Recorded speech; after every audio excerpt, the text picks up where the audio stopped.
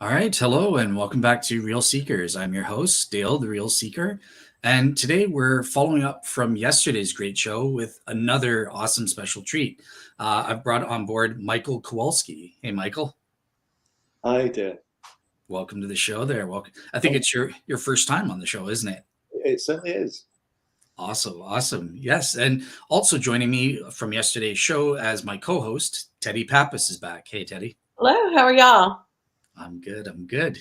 Awesome. So yeah. So basically, we're kind of following up. Yesterday, we had the great debate between Jack and Hugh on the medieval documents. You know, the Darcy Memorandum and the surrounding papal bulls, and kind of refuting that kind of evidence from the Shroud skeptic. Today, we're focusing on the other big baby from the Shroud skeptics, the carbon dating, and having Michael Kowalski, who's just completed a new book on that, the carbon dating and some of the stuff that he's found there. So, yeah, Michael, with that said, I just want to turn it to you. Obviously, it's your first time on the show. So, why don't you kind of introduce us as to who you are, a bit about your background, academically or with the Shroud, and also a bit about your faith journey, if you don't mind sharing. Sure, no problem. Well, I'm born and raised a Catholic, and so I guess it makes it difficult actually for me to remember when was the first time I ever heard about the Shroud, because it's just one of these relics that I think was just assumed into my body of knowledge as I was growing up. But certainly what I do remember is the very first time that the Shroud ever made an impact on me. And it was back in the 1970s. I'd recently graduated in physics from Manchester University. And I remember one morning just picking up a magazine, and in it was photographs of the Shroud, and including the full-length frontal negative image. And I can remember, I think that must have been the very first time that I'd ever seen the Shroud, even though I was aware that it existed. And I can remember being really astonished, not so much by the image of the Shroud itself, the natural photograph of the Shroud, which was clearly what looked like an imprint of a human body, but it wasn't particularly remarkable. But of course, as soon as the light and shade were reversed in the negative image that was also published there, then I just found that absolutely captivating, because it just was so realistic a representation of a human body. And this was supposed to be a medieval forgery if it wasn't authentic. And that really made a massive impact on me. I can remember at the time sharing it with my girlfriend at the time and saying, this must be the face of Jesus. So since then, I've had an interest in the Shroud, although it's really turned into a real passion since I took early retirement back in 2016, I think it was. Yeah, I had a career with a multinational IT company for many, many years, working in the financial services sector for quite a long time. And so and that kept me very, very busy. That with a family, that kept me really quite busy. But since then, I've been able to devote a lot of time to Shroud research, and have found, as I'm sure you both have, that as soon as you start dipping your feet in, well, you're in, and it's hard to escape. Not that I'd ever want to, but it's hard to get out of it. So. And in the last few years, I've had the good fortune to meet a lot of people that have been my heroes, and to find myself in regular contact with people on the Shroud scene, who are quite frankly legends as far as I'm concerned. So it's been a wonderful few years. Awesome. All right, cool. Well, I'd like to also add that Michael now is the editor of the British Society, the Turin Shroud newsletter, and so Yeah. that's quite the feather in your cap. It was. It's funny. There's amazing things happen if you just keep saying yes. Julia asks if you want to write a book. Yes. I think amazing things happen to those who are so passionate about the Holy Shroud, and that God starts paving these beautiful pathways for us to take, and we have the choice whether to get on them, and you know, some of us get on them and we start running. Well, that's interesting because both Teddy's writing a book as well, and like Michael and Teddy are both a part of the same series. I don't know, like how did that get started there? Like, Once we got into SSG, it was, I don't know, 2 weeks later. Yeah, it was very quickly. It was Providence, I think. Yeah. Well, it's funny. I feel a very close bond with Teddy because Joe Marino, he proposed us both at the same time to become members of the SSG. This is going back, is it 2 years now, Teddy? 2 years, a little over 2 years, yes. And I feel like the same with you. It's like we were freshmen coming into SSG. Exactly. So we were sort of working out for ourselves at the same time exactly how everything worked. Yes. We were both invited by Julio to write about areas that we both had our own particular interest in, because I had particularly been interested in the dating evidence. Teddy very much with all the forensic evidence, and particularly concerning the blood.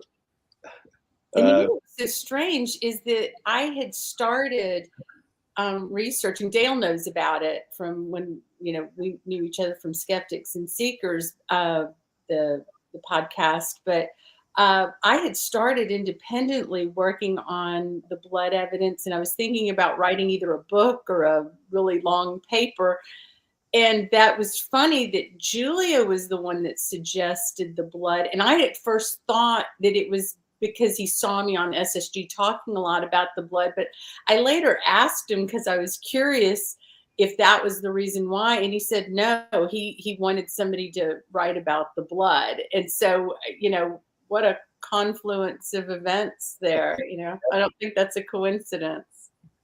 All right, awesome. All right, cool. So at this point, I do want to turn it to my guest, Michael, to give his first presentation about the carbon-14 dating, and we'll listen to that. Now, Michael, you know how to share your screen if you have visuals and stuff. I do have some visuals. I'll just talk a little bit first, but I do have some slides that I'd just like to use at relevant points still. So cool. I'll bring those up in due course. But yeah, one of the things I'd just like to talk about, because the carbon dating and everything around it is something that I've looked at in some detail. And I've got to say, there are some incredible resources that have been made available by people like Joe Marino in particular. I mean, Joe's book about the carbon dating is a must for anybody who's interested in that aspect of the shroud. It really is a godsend for researchers. But the point that one of the things which has really has really very much struck me is that there's obviously the events that happened, and there are a lot of very, very strange decisions that were made during the course of the carbon dating test. And I've been trying to understand what was motivating these people, what was motivating the people who were involved. And there are some views, some people have expressed a view, which I don't agree with, that there was an atheist agenda at play in the carbon test, and that people were determined at all costs to make the shroud give a medieval date. I don't agree with that. But what I do believe is that the laboratories involved in the carbon dating, I do believe that their priority wasn't necessarily to find the true age of the shroud. I think as laboratories, they had a lot to gain from a very, very successful dating exercise, but also a lot to lose. Because if they could be considered to have solved what some in the media were calling the mystery of the century, is the shroud authentic or is it a medieval forgery? If they could, using the carbon dating technique, if they could solve that mystery, then the publicity that they would get and the prestige, that would just be immense. Likewise, if the carbon dating test had been a failure for whatever reason, then the reverse would be true. Their reputations wouldn't be be enhanced at all. So they actually had a lot to gain, and especially since carbon dating at that time was, this is the early 80s, or at the early 80s when they first started taking an interest. There'd been a completely new technique which had been invented back in the 70s, which allowed accurate dates to be established from tiny fragments of material. So instead of needing a piece of the shroud the size of a handkerchief, it was possible to get an accurate date from pieces smaller than the size of a postage stamp. So not only did that make it a realistic proposal to ask the Turin authorities if they could date the shroud. Obviously, they were never going to allow a sample the size of an handkerchief to be taken away from it, but a postage stamp, well, maybe. So it not only opened the door to dating the shroud, but also all sorts of other archaeological objects as well, and artifacts that had been held in museums, artifacts discovered by archaeologists. All of these became suddenly candidates for carbon dating when previously they might not have been. So effectively what you had here was an industry that was really beginning to open up. And at the front of that industry were the carbon dating laboratories who were already active in there and had a chance to build really quite attractive revenue streams going forward based upon a good test result. Now, I think that was the scenario that we had back in the 80s. And it's interesting that really from the very first time that people started seriously talking about the possibility of dating the shroud, almost immediately, there were several laboratories that threw their hat in the ring and said, yeah, we'd like to do that. And so they were involved in discussions from the late 70s. And then eventually in 1983, I think it was, there was what was termed an intercomparison test. Because at the time, there were 6 laboratories who were all very passionate about getting involved in this program. 2 of them were based here in England. One was Oxford University. Another was the Atomic Research Centre in Harwell. There were 3 in America, Brookhaven, University of Rochester, and the University of Arizona, and 1 in Zurich. And all 6 of those laboratories agreed to participate in a test.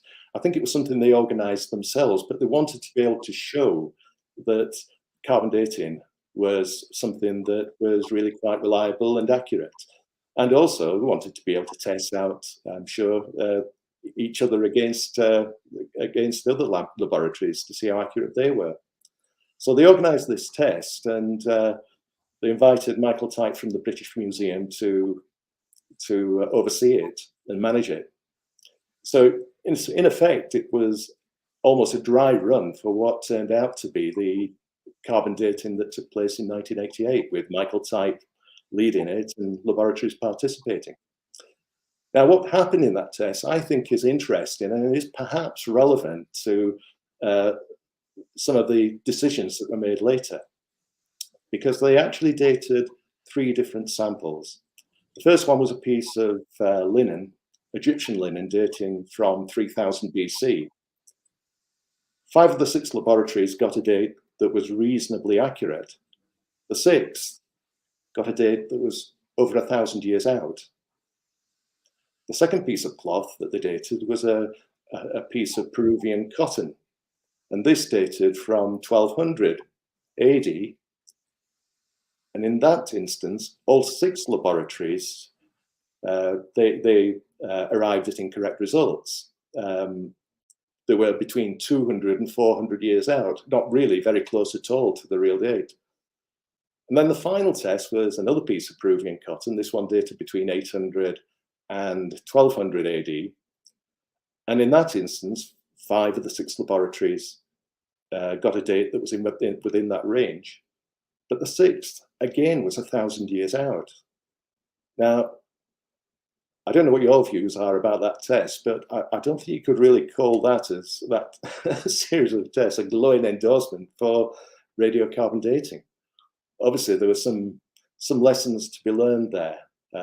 And the laboratory that got the date, the incorrect date, I believe that was Zurich. I'm pretty sure, certainly according to the research that I picked up, it was the Zurich laboratory that got the incorrect date on both occasions. So there were obviously some lessons that needed to be learned, but also I think that to a certain extent affected the mindset of people involved in the testing going forward. Now, I'll refer back to this very shortly, but what I'd now like to do is just move on to 1986, when they had the first real planning meeting. So this was the point at which the laboratories and the church had more or less decided this project is going to go ahead. We are going to date the shroud, so let's go and organize how we're going to do it. And they had an initial planning meeting which involved all those 6 laboratories plus a 7th. There was a 7th laboratory got involved in that at that point from France. Michael Type from the British Museum was in there, and he was in position to once again manage the project of dating the shroud. But they also had other scientists involved in that meeting. They had members of the STIRP team, who of course were one of the few, amongst the few people who'd had direct experience of examining the shroud. They had an archaeologist called Bill Meacham. They had a textile specialist and various other people connected to the church. There was a Pontifical Academy of Sciences, people from Turin and so on. And that meeting was really very productive in that it came up with a plan, an agreed set of principles or protocols that they would adopt in testing the shroud in order to ensure the integrity of the test. So for instance, 7 laboratories, all 7 laboratories were planned to be involved. They would take 7 samples for dating from the cloth, from the shroud, that there would be 2 control samples, and that the test should be conducted blind, so that the people involved in doing the tests, they wouldn't know which sample was the shroud and which were the control samples. That was a core principle. And also there were other agreements made as well. There was to be no conferring between the laboratories, so there was a strict veil of secrecy in effect thrown over this. So the laboratories should do the dating, and then the only people who should be informed about the results were 3 institutions that were put forward to do the statistical analysis. One was the British Museum. The second was the Meteorological Institute in Turin. And the third was the Pontifical Academy of Sciences. Effectively, they were the Pope's own scientific team. So they were all supposed to receive the results, and that protocol was agreed. However, for various reasons, and I won't go into it here, but for various reasons, the plan changed somewhat over the course of the next 2 years. So that by the time we got to 1988, just 2 or 3 months before the sample was extracted from the shroud, the meeting they had in London in 1988, in January, the only people involved in that meeting were the laboratories, Michael Type from the British Museum, and also I think it was Luigi Ganella, who was effectively acting on behalf of Turin. Now, what had been agreed when they'd had the discussion about the plan, it was made very, very clear to everybody involved in that meeting by William Meacham, the archaeologist. And incidentally, he was a man who got vast field experience, not only of archaeology, but of using carbon dating in a practical environment. So he knew that there were pitfalls in carbon dating if you didn't address it correctly. And one of the points that he was stressing very, very forcefully during the meeting is that you must take samples from multiple areas. If you take a date from just one sample from an archaeological object, then there's no guarantee that that date is correct. If you take it from 2 places, then if they're both the same, you can be more confident. But the problem with just 2 sample areas is that if you get 2 different dates, well, which one's correct? So take it from 3, and hopefully 2 out of the 3 will be the same. And if there is an outlier, you'll be able to know that you can discard that. Now, that was not only Bill Meacham's view. There were other archaeologists who were stressing the same thing. There was Paul Maloney, who was somebody who was a shroudie. Marion Scott from the Radiocarbon Centre in Glasgow provided exactly the same advice. However, at this meeting in London, Bill Meacham wasn't there. It was just the radiocarbon laboratories and Michael Tide. And one of the very first extraordinary things that happened in this entire process is that the radiocarbon labs came to that meeting and actually said that they would prefer to take a single sample from one area of the shroud and divide it into 3. And remarkably, their justification for this was that it was more likely that they would all get the same date, which was exactly Bill Meacham's point. Yes, you might get the same date, but how do you know it's the right date? It could easily be the wrong date, and there's no way that you would know that. Now, they were involved in the meetings when those kind of matters were discussed. So I find it very, very odd that if they really were interested in finding out the true date of the shroud, they would have taken the advice that Bill Meacham had given. So I think that is a telling point. But let's move forward now. I'll just wet my whistle a little. If we move forward now to April, that's when the sample was taken. And there were various different oddities there, but I'd like to focus on just 2 in particular. One was the fact that the agreement was there was going to be a sample taken from the shroud, and also there would be 2 control samples, and that they would be given to the laboratories in such a way that they wouldn't know which was which.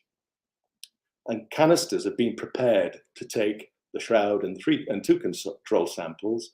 And incidentally, by this time, there was only 3 laboratories involved. 4 had been eliminated. So there were 9 capsules in total. Now, first of all, literally at the 11th hour, a gentleman came in from France carrying a sample which nobody was expecting apart from Michael Tite, it would appear, which were threads taken from a cope from St. Louis of Anjou. And Michael Tite introduced this as a 3rd control sample, which that control sample actually ended up being put into envelopes because they didn't have the specially produced canisters for that control sample. So that was one real oddity. But the other thing that happened there, which I think is very, I must say, really quite suspicious, is the fact that Michael Tite, when he handed over the shroud sample and the controls, he gave the laboratories a receipt, just basically a receipt saying this is what we're given to you. And on that receipt, he put on there the date of each of the control samples. Now, why would you do that? Why would you ask an organization that's going to be running very complex tests to tell you how old a piece of cloth is? Why would you give them the answer? It really is bizarre. I think this is where I think that radiocarbon intercomparison test that took place in 1983, I do believe that had an influence on this decision of Michael Tite, because if one of those laboratories, and incidentally Zurich were one of the 3 laboratories involved, it was Arizona, Oxford and Zurich were the organization that were getting dates that were 1,000 years out. If in this incredibly high profile project that was gripping the world at the time, if the results, when they were announced, if there were some dates that were massively different to what they should have been, it really would have undermined the credibility of the entire project. So I do suspect that this was a deliberate strategy to try and ensure that we didn't get that kind of awful mistake. At least for the control samples, the laboratories knew exactly what date they should be getting. And intriguingly, Michael Tite was asked about this shortly after the test report had been produced. He was asked why why did you put the date on the receipt? And his response was, well, in hindsight, it probably would have been better if I didn't. I mean, I'm sorry, this was a leading scientist, and this was a major experiment. I mean, that doesn't really carry too much. It doesn't really convince me at all. The other thing which we discovered as a result of the Freedom of Information Act as well is that when the Nature magazine provided feedback to the laboratories following the production of the report, there was this comment in there which said, "You mentioned known age controls. Could you clarify that? Because I assume you don't really mean that they knew the age." So it's obviously not just me who thinks that this is odd. So that was the one of the issues that came up during the sampling process. During the testing itself, I think there was an expectation that all the tests would be conducted concurrently. They weren't. Arizona conducted their tests in May. Zurich started conducting theirs at the end of May and into June, and Oxford didn't even start running their tests until July. And there were suspicions that despite the fact that these laboratories were not supposed to confer and that they should keep their test results to themselves, certainly Robert Otlet of Harwell Laboratory, he was apparently told others in the industry that he was convinced that they were sharing information about the results. And it does seem really quite likely because rumors started coming out almost immediately about the shroud having been dated to the 13th and 14th century. And of course, those rumors turned out to be true. So certainly this veil of secrecy that was supposed to have been thrown all over the project, that didn't seem to have happened. So there's concerns really, I think, about many aspects of the carbon dating.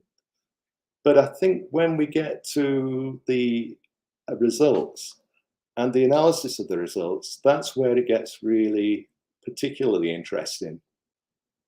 I think it's probably about time that I start sharing my screen. But before then, is there any questions so far, Dale or Teddy? No, but this is riveting. So I'm enjoying it very much.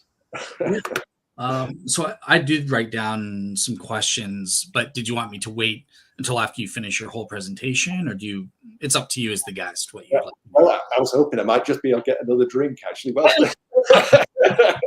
okay. Go ahead. Okay, cool. So yeah, I'll ask you some questions based on what you were just saying. So, yeah. Okay, so the first thing I noted is that you said you disagree with there being some atheist agenda or something like that. Now, one thing I'll note is if you look at Harry Gov, I mean, he is very blatantly biased against the pro-shroud side and stuff like that. So some pro-shroud proponents will point to, like, I mean, just read him in his own words. There is this bias that's there. So, like, why do you think it didn't play a role at all? Well, sorry, what I really meant by that is that, I mean, I do think that I will talk about atheists and atheist gender later on, actually, and almost contradict myself. What I meant there is that I don't believe that people were deliberately trying to skew the carbon dating results in order to achieve a medieval date at all cost. I don't believe that happened. I think involved in the carbon, I think if it did, then there would have been some whistleblowers, because involved in the laboratories were some people of faith who I'm sure would have been very, very pleased to have seen a result that suggested that the shroud could be authentic. So that's really where I was coming from there. There certainly were atheists involved in the process, definitely were atheists involved in the process, but I do think that their priority, despite the fact they may have had a liking for a medieval outcome to the test, I think their priority was largely just to make sure their laboratories look good. And if it meant a first century date, they would still argue that there's no proof that it's authentic. And of course, the fact that it was a 13th century date, well, at least they all agreed on it, and it suits our case that this is nonsense. Awesome. All right, cool. And another thing you mentioned was this intercomparison test where they were way off, kind of thing, right? And were you mentioning the Trondheim report there? I know that's a that was, I think, slightly later. Okay. But yeah, it was in a similar. The same parties were all involved at that stage, and there was. I mean, this is where Joe Marino's book is an absolute gold mine of information, because what Joe's done in his book is talk about all the events in chronological order, going from way back in the 1970s through to the aftermath of the carbon dating. And he's also meticulously researched just about anything which is published out there, whether it's the books that have been written by all these people who've been involved, such as Harry Gove, whether it's papers or even correspondence between the parties. And what was very, very clear throughout the process was that there was a deep conflict between two groups of people. The radiocarbon laboratories in particular had a real antipathy towards the STIRP team. And there was this view spread, which isn't, I believe, at all correct, but there was a view expressed by Harry Gove that they were all religious fanatics. And so they were, if they were involved in the carbon dating, they would be likely trying to manipulate it to make sure that they got the result that they wanted to see.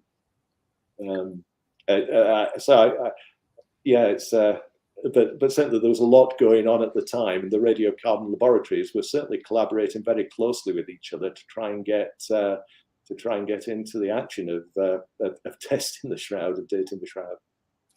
One thing, so just two more questions, and then I'll let you continue with your presentation. But one thing I'm interested in is the politics behind. Look, originally this was supposed to be like a STIRP 2. There was a total of 26 tests. Carbon dating was just supposed to be one of them. Yeah. Why on earth did all these other scientific tests get thrown out, kind of thing?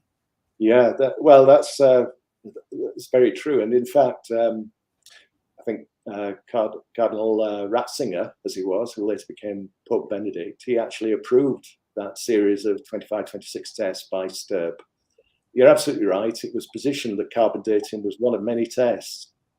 And quite frankly, it's an analogy I've used before, but I think it's really quite relevant.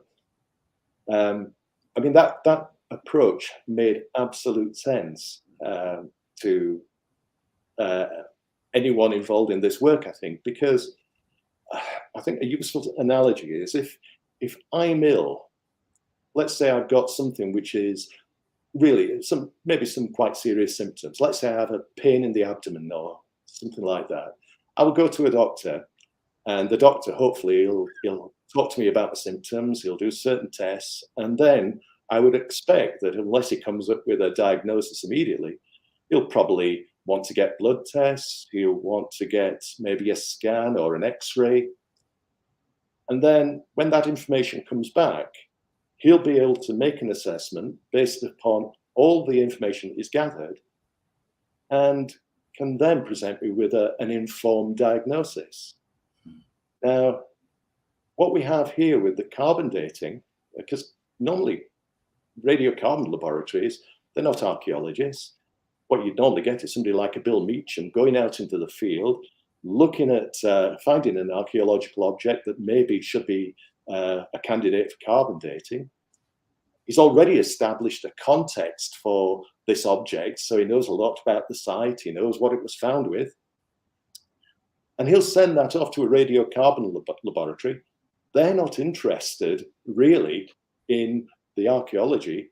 They're probably not even interested in the date. But what they are very, very good at doing is counting the number of radiocarbon atoms and working out how old this object is based upon the radiocarbon decay that has happened since that object was created.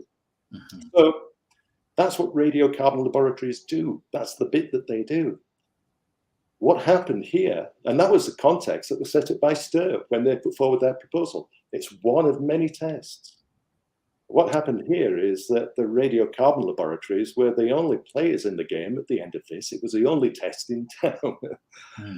And that to me is a little bit like the people who do the blood tests saying, hold on again, forget about what the doctor's telling you, forget about the x-ray results. According to our blood tests, you've got XYZ. Now, that would be absolutely preposterous. You know, the blood laboratories, their job is to examine the blood. That's what they're very good at doing. Similarly, the radiocarbon laboratories, their job is to tell you what the radiocarbon date is.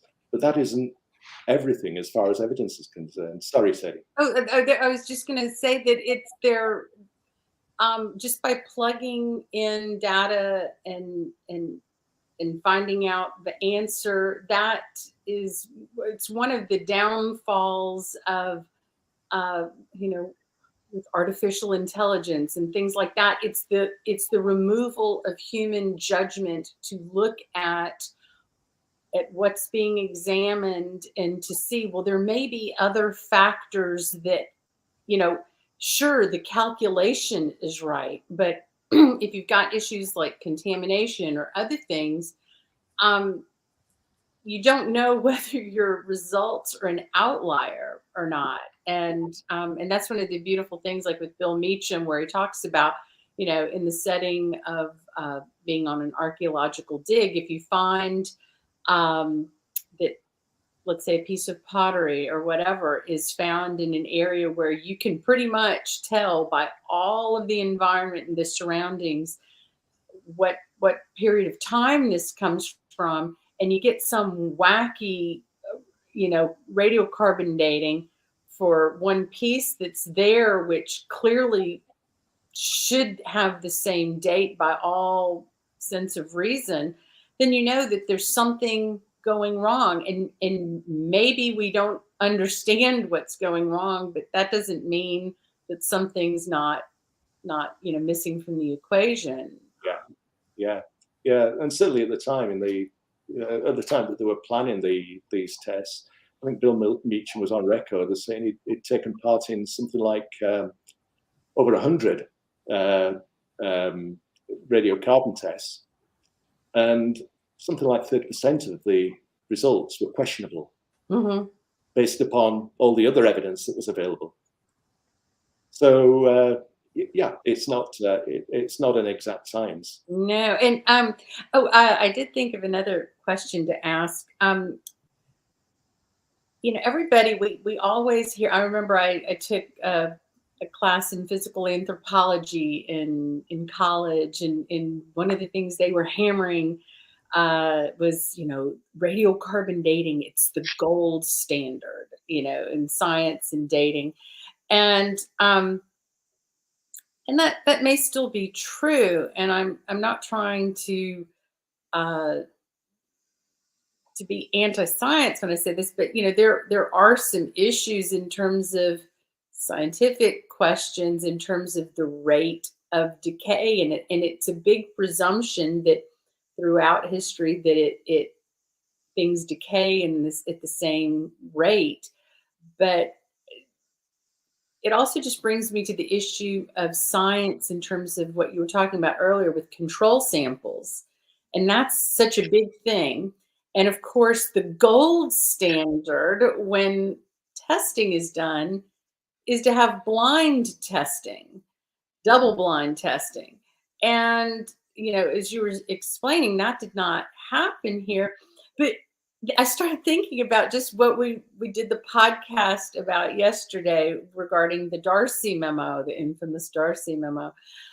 And they already had a bias, all of the atheists, in terms of this you know, well-known Darcy memo that was putting the Shroud of Turin during the medieval times. So there's already the injection of bias there. And from my understanding, but correct me if I'm wrong, wasn't the only sample in terms of with the samples that they had mixed in with the controls, wasn't there only one that had a 3-to-1 herringbone weave? Oh yeah, yeah. Which made it easily identifiable which one's the shroud. Well, it's interesting. I mean, Michael Tite, obviously he worked for the British Museum. The British Museum had immense resources of ancient material. They also had connections with laboratories all over the world. And Michael Tite, to give him credit, he actually did look far and wide to try and find a medieval example of a 3-to-1 herringbone weave, and couldn't. Now, I think that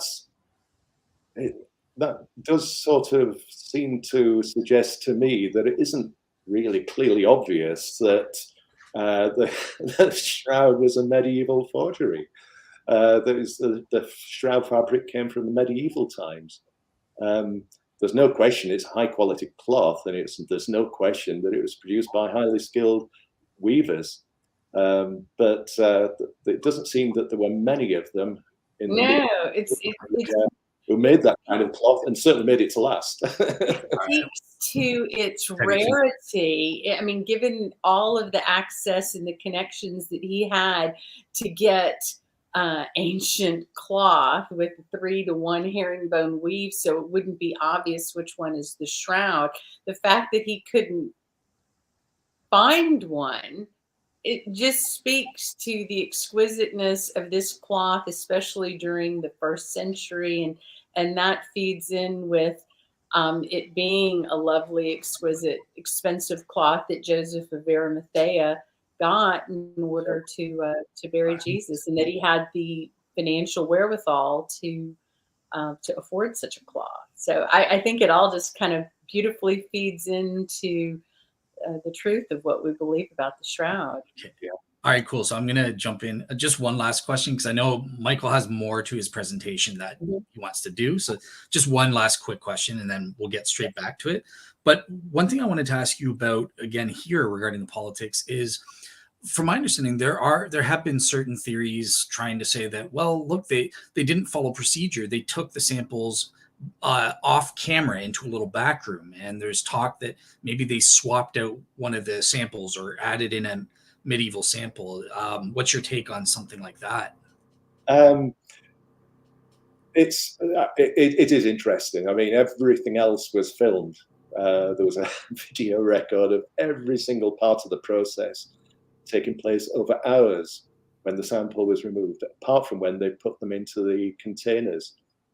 And it is a weakness in the process, really, that you cannot be absolutely sure that what went into these containers, that the one that was marked for Michael Tite's benefit and for Cardinal Balestrero's benefit, the one that was marked the shroud, was indeed the correct one. I mean, first of all, it was both Michael Tite and Cardinal Balestrero who were definitely in the side room where that operation took place. But the other thing which is quite clear is, as Teddy pointed out, the shroud fabric was so instantly identifiable. So if people were dating anything else other than the shroud, they would know about it. So I think it's quite unlikely that the samples were switched, but I do know that there are a lot of people who believe that's a possibility, and who knows, they might be right, but it's not one I believe myself. It's not a theory I believe myself. Gotcha. All right, cool. So back over to you to finish your presentation there. So right. Well, I'll try and bring up some slides now, if that's okay. So if here we go. Yeah.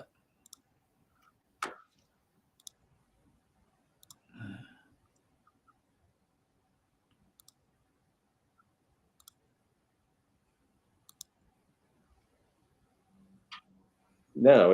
Have you got anything here? Nothing's popping up. So you hit the present button, then share screen. Ah, oh, it's saying I'm sharing another application window here, but it's obviously not. Hold on a sec. Let me try again. Okay. So I've clicked present, share screen, And then it share screen again. should pop. Just share like your entire screen just to make it easier, kind of thing. Okay.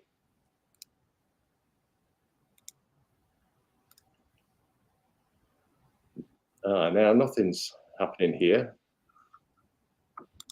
It's Are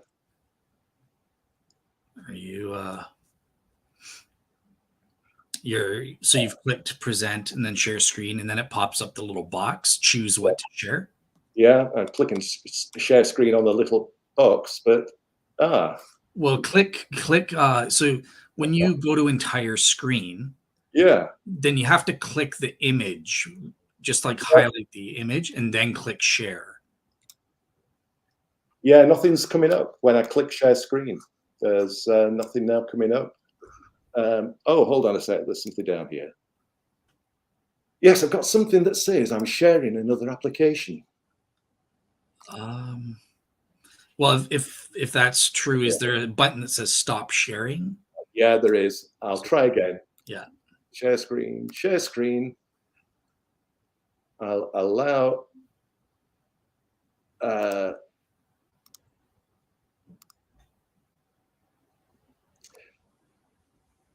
right. Sorry, Dale. It's saying I'm sharing another application window still. Okay. But, well, we did just for the audience. We did rehearse this, so I did my due diligence here. But okay, no problem. You can send me the slides afterwards, I guess, and then. Well, I'm just wondering, Dale, if I sent you to them now, would you be able to put them up in about 2 or 3 minutes? Do you think? Yeah, absolutely. Yeah. In the meantime, Teddy can entertain the audience, I guess. But bear with me one second. I'm so sorry, Rob. No problem. This is going to my Gmail, yeah. So I can always share the screen. Right.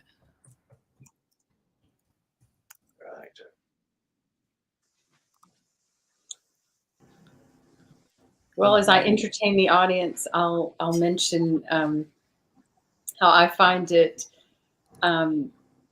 The whole situation with radiocarbon dating, I think that a lot of times people,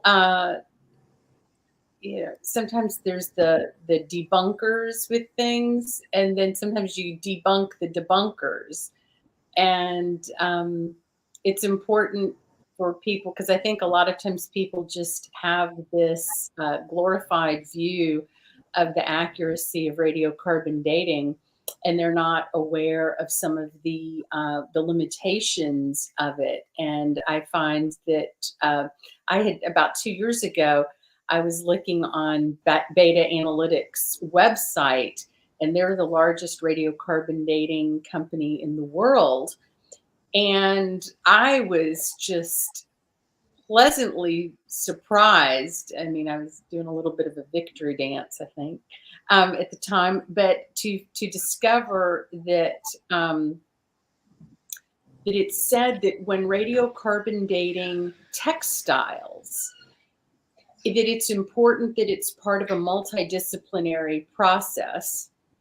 And that's that is an outright admission by the largest radiocarbon dating company that there are pitfalls and limitations to radiocarbon dating textiles, and that caution should be taken, just like what we see with the Shroud of Turin, that if you see that the radiocarbon dating is way off, that's an indication that there's something wrong, and that when you're radiocarbon dating textiles, that's not the same as radiocarbon dating a rock or a bone, because textiles are something that have been created by man, and that alters the composition, and it can throw off the radiocarbon dating. So people need to be skeptical. Yes, we're not being anti-science, but it's scientific to question things And you can't let something be your sacred cow and it's like, oh, radiocarbon dating, it's right all the time. You know, there are limitations to it. So are y'all ready? So thank you so much, Teddy. Yep, I am ready to go with the slides. So, yep, awesome. Thank you for filling in there, Teddy. See, this is why I do the co-host thing. Yeah. All right. So here you go. Which slide do you want there? Well, we can start there, Dale. Start there. I mean, first of all, let me just say something about radiocarbon measurements, because the you know, if I'm measuring, I've got a screen in front of me. If I'm measuring the width of my screen, then I would expect to get the same result every time. But radiocarbon dating measurements are not like that at all. You can have a laboratory measure exactly the same sample several times, and you don't expect to always get exactly the same date. What you do expect to see is that if you were dating something that was known to be 300 years old, you would expect that there would be a distribution of the results.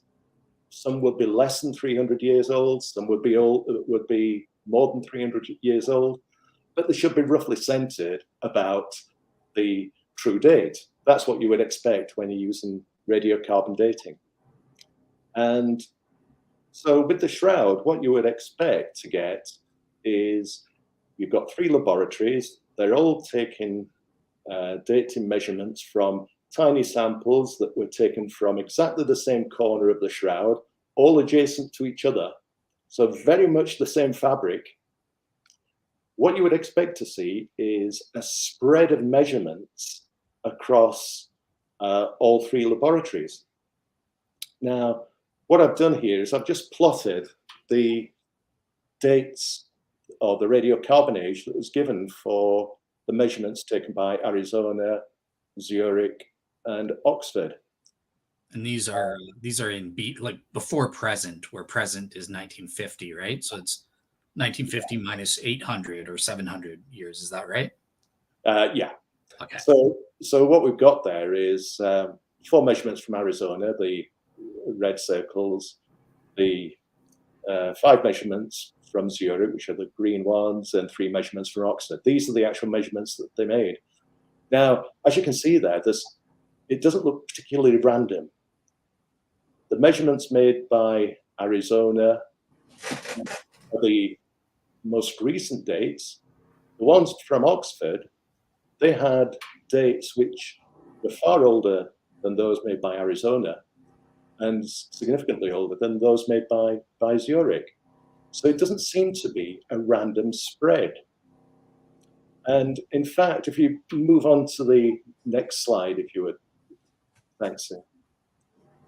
There's a statistical measure that can be performed with results, and I've just highlighted it there. It's something that in the carbon dating report, and this is an extract from the radiocarbon dating report, there's a measure they refer to as the significance level.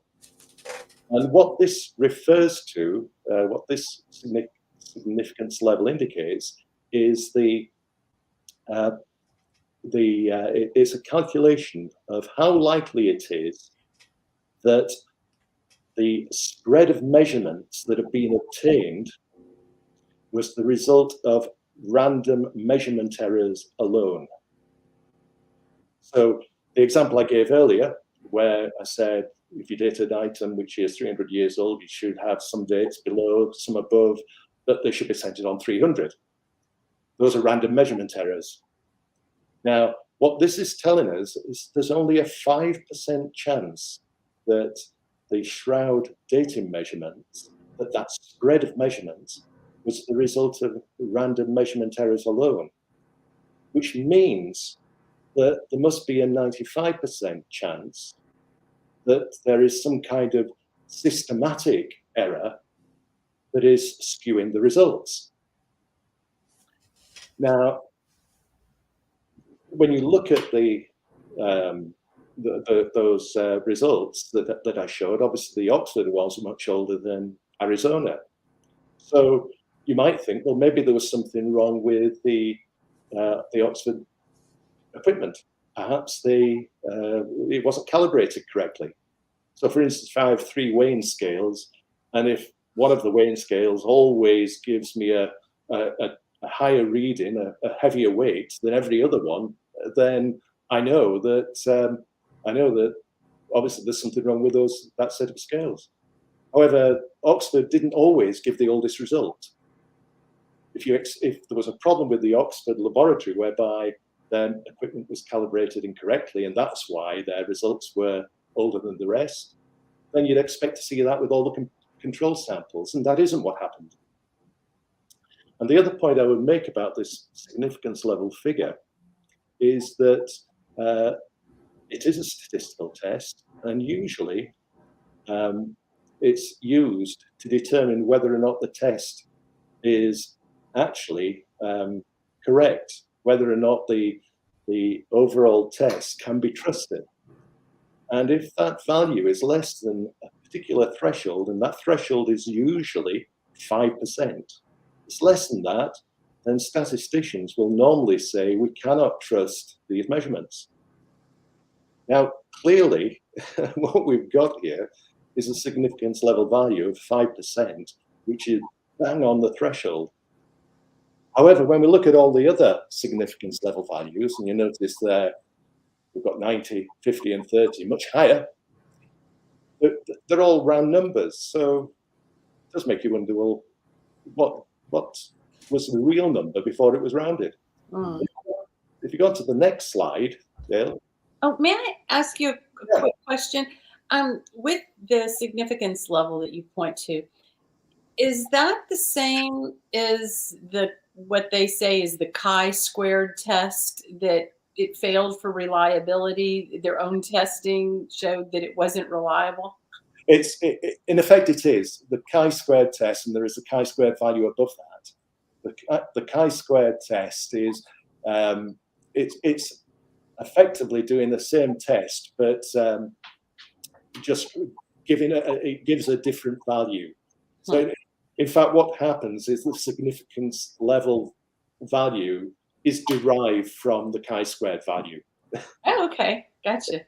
It's a complex calculation, but it's derived. Sorry, Dale, if you go back a sec. No problem, no problem. Just go down there. When you actually perform the calculation to work out what is the true figure that they had behind the 5% before they rounded it, right? You actually get a value of 4.18%. So if you take all the numbers we've got there and calculate the significance level value, it comes to 4.18%. Now, we're taught in English primary schools, and I don't know whether it's the case in America, but certainly in English primary schools, we're taught how to round numbers at the age of about 9 or 10. And I don't think any teacher would be very happy if a 9 or 10-year-old rounded the number 4.18 up to 5. Yeah. So that seems very odd. But again, but when you consider that most statisticians would regard anything below 5% as a failure, well, that's maybe there's a motive there for rounding the numbers in this very unusual way.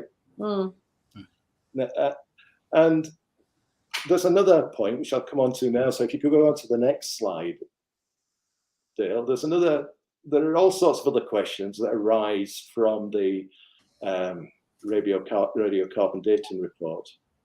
And one of them really just, I need to just spend a couple of minutes explaining a particular aspect of radiocarbon dating first, which is called isotopic fractionation. And as I'm sure you know, the way radiocarbon dating works is, the reason why it works is because there is in the atmosphere, we've got a fairly constant amount of, a constant ratio of radiocarbon in the atmosphere. So most carbon atoms that are in the carbon dioxide that's in the atmosphere, about 99% of the carbon dioxide molecules contain atoms of carbon-12, which is the most abundant isotope of carbon. There is about 1% of all carbon dioxide molecules have atoms of carbon-13, which is a stable isotope of carbon, and that's got 7 neutrons instead of 6, which is why it's carbon-13. And then we've got carbon-14, which is unstable, and that gradually diminishes over time. And only 1 in every trillion carbon atoms that exist in the atmosphere is a carbon-14 atom. Now, the basis of radiocarbon dating is that we need to know 2 things. First of all, when we're dating a sample, we need to know how much radiocarbon is still there, how much carbon-14 is in the sample when we're dating it. But we also need to know how much was there initially. Now, we know that in the atmosphere, 1 in a trillion carbon atoms is a carbon-14 atom. However, there is a problem, because the way in which carbon gets into plants to build up their cell structure and all the other chemicals, the starches and sugars that are there in plants, the way that gets in there is through the action of photosynthesis, which absorbs carbon dioxide from the atmosphere. But one of the problems is that photosynthesis favors lighter isotopes. So there is a slight reduction in the ratio of carbon-13 and carbon-14 in living plants than you would find in the atmosphere. And the other problem is that the amount of that reduction actually varies from plant to plant. It also varies according to different environments. So you could have similar plants in different environments, and they might have a slightly different ratio of carbon-13 and carbon-14 to the amount of carbon-12. So that's a little bit of a problem. But fortunately, 2 things, first of all. Fortunately, the laboratories, they're able to count the number of, or they're able to measure the amount of radiocarbon and carbon-13 and carbon-12 that exists in any sample. So they can calculate those ratios. And whilst carbon-14 is gradually decaying, carbon-13 is stable. So when we measure a piece of linen, say, when we're measuring the shroud, when we measure the amount of carbon-13 in the shroud, in the sample, then we know that's the same as it would have been in the flax in the flax that it came from. So we can work out what this isotopic reduction, this isotopic fractionation value should be. And that enables laboratories to put a correction factor in to enable them to correct their measurements to account for this isotopic fractionation. So if I go on to the next slide,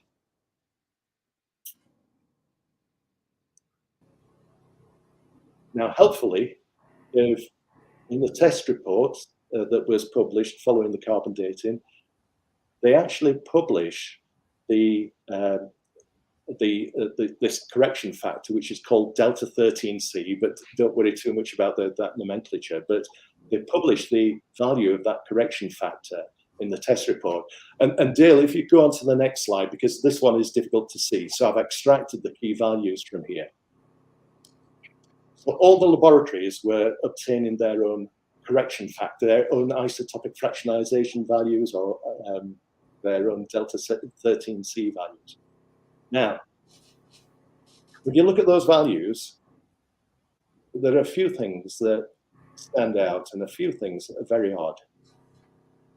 First of all, this correction factor, it should be the same for every sample. What this is measuring is how much the reduction is in the carbon-13 and carbon-14 ratios was in the original flax plants. So we should, because we're dating the same sample, we would expect to get the same values in every case. So if we look at the shroud there, Arizona get -25, Zurich get minus 25.1, Oxford gets minus 27, much bigger.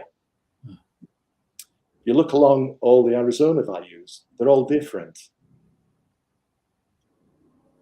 Similarly, Zurich, the values are different. In the case of Oxford, every single one is minus 27. There's also a third point, which is typically for flax, which is, of course, the plant which goes to make linen. For flax, you will typically expect to see delta 13C values of in the range of 23 to 25. Again, Oxford's is minus 27, much higher than either the Arizona and Zurich values, and much higher than what you would typically expect. Now, there's another anomaly here as well, because in the test report, they actually mentioned that Oxford didn't obtain any of these delta 13C values themselves. They actually asked another laboratory, Harwell, to perform that test. And in fact, Harwell only tested 2 of the 4 different pieces of fabric. They only tested the shroud and what I've called their control sample 2. And the other, and because they both got minus 27, they just used that as the value for every one. Now, all of this seems very, very strange behavior to me, and that value seems odd. The value that the shroud, the value of minus 27 for the shroud is a real outlier. And if it's the same fabric that was being tested by Arizona and Zurich, they should be getting similar values. Now, what would have happened to the Oxford date if indeed they had got a value of 25 like Arizona? So very much the same as Arizona and Zurich. What difference would that have made to the measurements? Well, if we go on to the next slide, that should tell us. This is what I showed originally. The Oxford dates are there very much as an outlier at the right-hand side at the moment, looking much older than the rest. But again, if you go on to the next slide, Dale, if we changed the delta 13C value from minus 27 to minus 25, so it's consistent with Arizona and Zurich, the Oxford results are even further distant from those that have previously been obtained. So it makes the spread look even more distorted than it had been before. Now let's have a look at, if you go on to the next slide, let's have a look at what difference that makes to the significance level value. I think, as I mentioned before, even based upon the information that was given in the test report, even there, we should have got a value of 4.18%, which was below this threshold of 5. But, and again, if you press the next button, Dale, to get the next slide, with the delta 13C value of 25, so that it's consistent with Arizona and Zurich, I've refreshed what the values should have been if that delta 13C value had been used. The Oxford date would have been different. The chi-square value would have been 12.06 instead of 6.4. And the significance level value would have been 0.24%, massively below a 5% threshold. And also, I mean, basically what that means is you've got only a 1 in 400 chance that this spread of measurements could have been produced by just merely random measurement errors. That's stunning. I don't want to throw you off track, but is this 0.24%, is this equivalent or the same thing that Bob Rucker's calculated where he says there's like a 1.4% random measurement error? Like, are those related, or this is just totally different? To be honest, I'm not sure, Dale. I mean, there's many ways of. I think this is probably different. Okay. This is probably different because I've not seen this described by anyone else before. There are, I think one of the things that what Bob Rucker may well be talking about is there's an issue which I won't go into here in any great deal, but there's an issue with the way they presented the Arizona results. Because as you see there at the top, it's given us 646 plus or minus 31. Yeah. Now, when you recalculate what the weighted mean was, which is the 31, when you calculate what the weighted mean should have been for the Arizona result, instead of 31, you get 16. And in every other case, the statisticians had, when they presented this data, they presented the weighted mean, but they chose not to do that for Arizona. I think they presented an unweighted mean, which actually gave a much higher margin of error, and that had the effect of raising this significance level figure from 1-point-something% to something close to 5%. I think that might be what Bob would have been talking about. Okay. Interesting. So it's all very. This is all very. It's all very odd, and as we would say, it's all very hinky. Yeah, as there's a saying over here, it doesn't really pass the smell test. Yes, we say that too. Right. Well, we probably copied it off you. Or I don't know. We may have, y'all are older. We may have gotten it from y'all. But I mean, I've not just discovered this, by the way. This discrepancy in the delta 13C value, and other errors that I've talked about, and these were picked up back in 1989, shortly after the test report was produced. They were picked up by people like Ernesto Brunati, who was an engineer based in Italy, Remy van Heelst, who was a Belgian chemist. They went to the trouble of, having spotted errors like these, they went to the trouble of writing to the laboratories, to the British Museum, asking them to clarify why they did this. Why did they choose a value of -27 when for the how did they obtain it? Why is it such a different value, and so on? They got no replies, or they got dismissive replies. There was a conference held in 1989 in Paris, an International Shroud conference, and the scientific committee actually wrote to the British Museum and the laboratories requesting the release of the laboratory measurements, the raw data, because there was concern that clearly the analysis in the test report, there were so many issues with it and anomalies with it that, you know, we need to try and understand this. And that request was refused. And the other thing that happened as well, which, bearing in mind that in London, just 3 months before the dating project actually kicked off with the samples being taken, the plan was that the results would be sent to both the British Museum and to the Meteorological Institute in Turin for statistical analysis. Well, in fact, the laboratories didn't send the results to anyone else other than the British Museum. They didn't send their measurements to Turin. And after it was requested several times, apparently they did send some data to Turin, but only after the British Museum statistical analysts had actually done their work. So and given that, obviously, we had, in effect, to wait 28 years before the raw data was released, by virtue of them being forced to release it through a Freedom of Information request, it does make you wonder.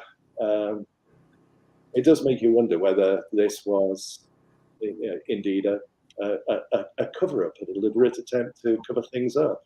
And it just goes to emphasize the point that strict scrutiny, I mean, I'm all for that. It's important when you're trying to figure out what is true, but it cuts both ways.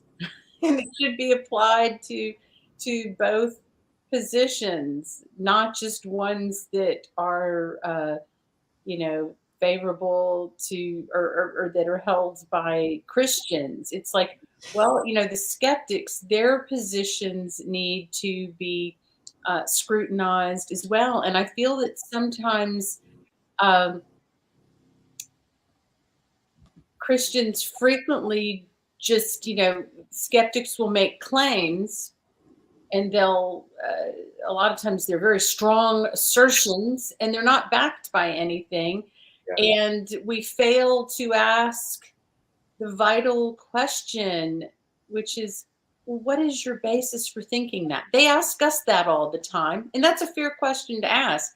But that question needs to be, lodged at them with equal diligence. And a lot of times I feel that our side doesn't do that. And this radiocarbon dating, it's been such a sacred cow. It's like, it's the gold standard. Well, sure, it's great in terms of what we have, but that doesn't mean it's infallible. And that also doesn't mean that a lot of times the human element involved is what you're talking about can't skew things. It's like you've got the calculation.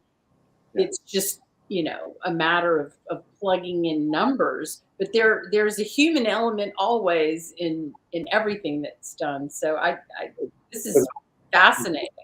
And there is a motivation as well that, the factors that motivate people. I mean, what I'd love to be, I like to think I can be generous and be open-minded. And, quite frankly, I'd love to think there was a very, very good reason why Oxford University obtained a value of -27 for their Delta 13C value. I'd love to think there was a good reason for that. Mm-hmm. But they had 30 odd years to explain it.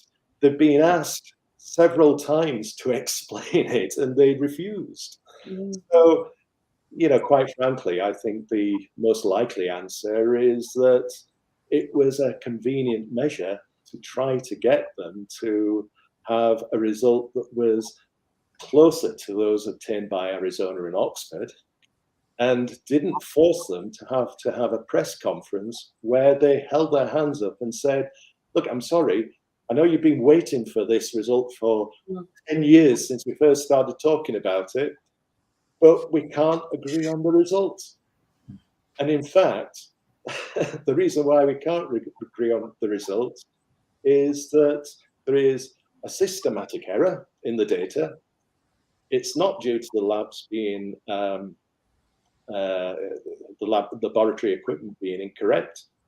So the only other possibility is that there's probably some kind of contamination that affected the measurements and made some of the measurements appear different to others. So if they'd done that, would those 3 laboratories have looked very good at all? And the answer is probably not. And it's interesting that when we look back at that intercomparison test that took place back in 1983, 6 laboratories were involved. Only 3 of those still survive as active radiocarbon laboratories. And they are the 3, Arizona, Zurich, and Oxford, that successfully tested the shroud. The 3 that were not selected are no longer providing radiocarbon dating services. So, quite frankly, there was a prize here for being seen to successfully date the shroud, and the evidence is there that the prize was worth winning. And what's interesting in terms of the silence with Oxford is that I have found just over the years that silence, when somebody asks you a question And when there's silence, silence can be a very loud answer. And it always seems to work against, the person who is staying silent. So, there are many things that we are, I think, warranted in believing when someone does not respond to an answer that they should be responding to. That means that their answer is something that is not favorable to them, and that they're hiding something. And usually it's not that they're hiding something good that's favorable to them. Otherwise they would, be shouting it from the mountaintops. They're quiet because it's damaging to them. Yeah. Or to some cause or to some principle that they hold. And so that silence and having to, Awesome. Yeah, I was just going to say, because I see Mike still has about 14 more slides. I just want to Well, what I'd like to do, Dale, I mean, I'd like to just carry on to the next point. I doubt if we'll get too far into the dating evidence, but the other dating evidence, but there is something that's a follow-on to this, which I think is very important. But I don't need slides for this bit. So okay. what I would like to talk about is the fact, okay, we've seen the test report and we've seen all these anomalies that have been produced, and all the questions that were raised. However, that test report was published in Nature, which at the time was probably the most prestigious scientific journal for new discoveries. And it was a peer-reviewed journal. How on earth did that ever pass the peer review process? Because if what these various different critics have come up with as problems with the Shroud dating report, if they were correct, surely they would have been picked up, and surely that paper would have been rejected. And this is something that's been discussed and debated within Shroud circles, I know, for quite some time. And there have been suspicions that it was basically given a green light because it did come up with this medieval date, which suited the atheist agenda. So that's a possibility. The other possibility, if you were to be very, very generous, is to say, well, it was possibly at that time the most publicized scientific project that had taken place since the moon landing. So, if that would be a good reason for wanting to be able to publish a paper about it, to boost your circulation of a journal. So what actually happened there? Now, ever since 1989, we've known that there are a few things that were a little bit odd. First of all, the peer review process normally takes months, can take usually 6 to 9 months. The Shroud dating report was submitted in December and it was published in February. So the level of scrutiny doesn't appear to have been as close as it might have usually been. And also there was a famous comment that was made by the director of the Zurich laboratory, Willy Wolfley, who was interviewed in 1989. And he actually said in the interview that in his career, he'd published hundreds of scientific papers to peer-reviewed journals, and that the Shroud dating paper was the first one that he knew that had ever been accepted before a single word had been printed. Now, it does suggest that there was a bit of there was something odd happening there.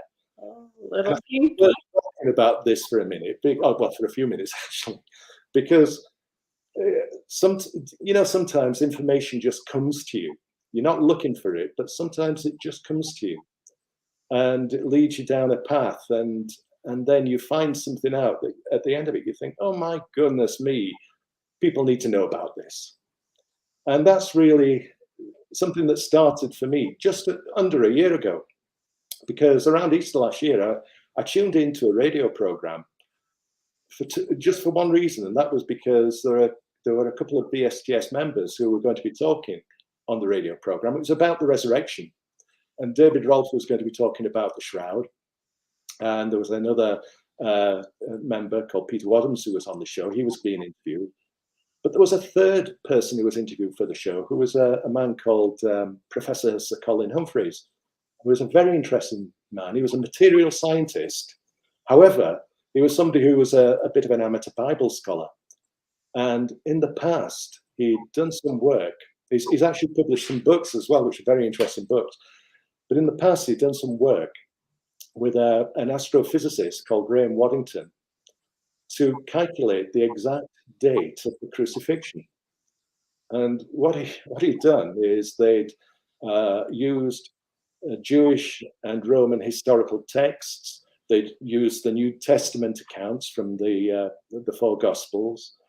And also Graham Waddington had produced a computer model that enabled him to accurately calculate the phases of the moon as they would have been observed in first century Judea. And of course, in Israel, in Israel in those days, they used to use a lunar calendar. And so the phases of the moon were important for being able to identify exactly when Passover would have taken place. So what they were able to do was to use all of this information, and they ended up coming up with a date that they were pretty sure was the date of the crucifixion, which was the 3rd of April, AD 33. Now, they submitted a scientific paper to Nature. This was back in 1983. They submitted it to Nature. And in the course of this program, what had happened was Colin Humphreys was actually talking about this research. But he said, I'm going to tell you a story I've never told anyone before, which of course caused my ears to prick up, certainly. And he said, when they submitted the paper to Nature, it was sent out for peer review. The physical sciences editor who he was dealing with came back to him and said, the peer review comments are fantastic. He said, got no adverse comments. I'm going to try and get this on the cover because the paper's so good. And they actually went as far as discussing what the cover image would be. And then a few days later, he came back and said, the editor, John Maddox, doesn't want to publish the paper. Now, Colin Humphreys described John Maddox as somebody, he described him as a well-known militant atheist.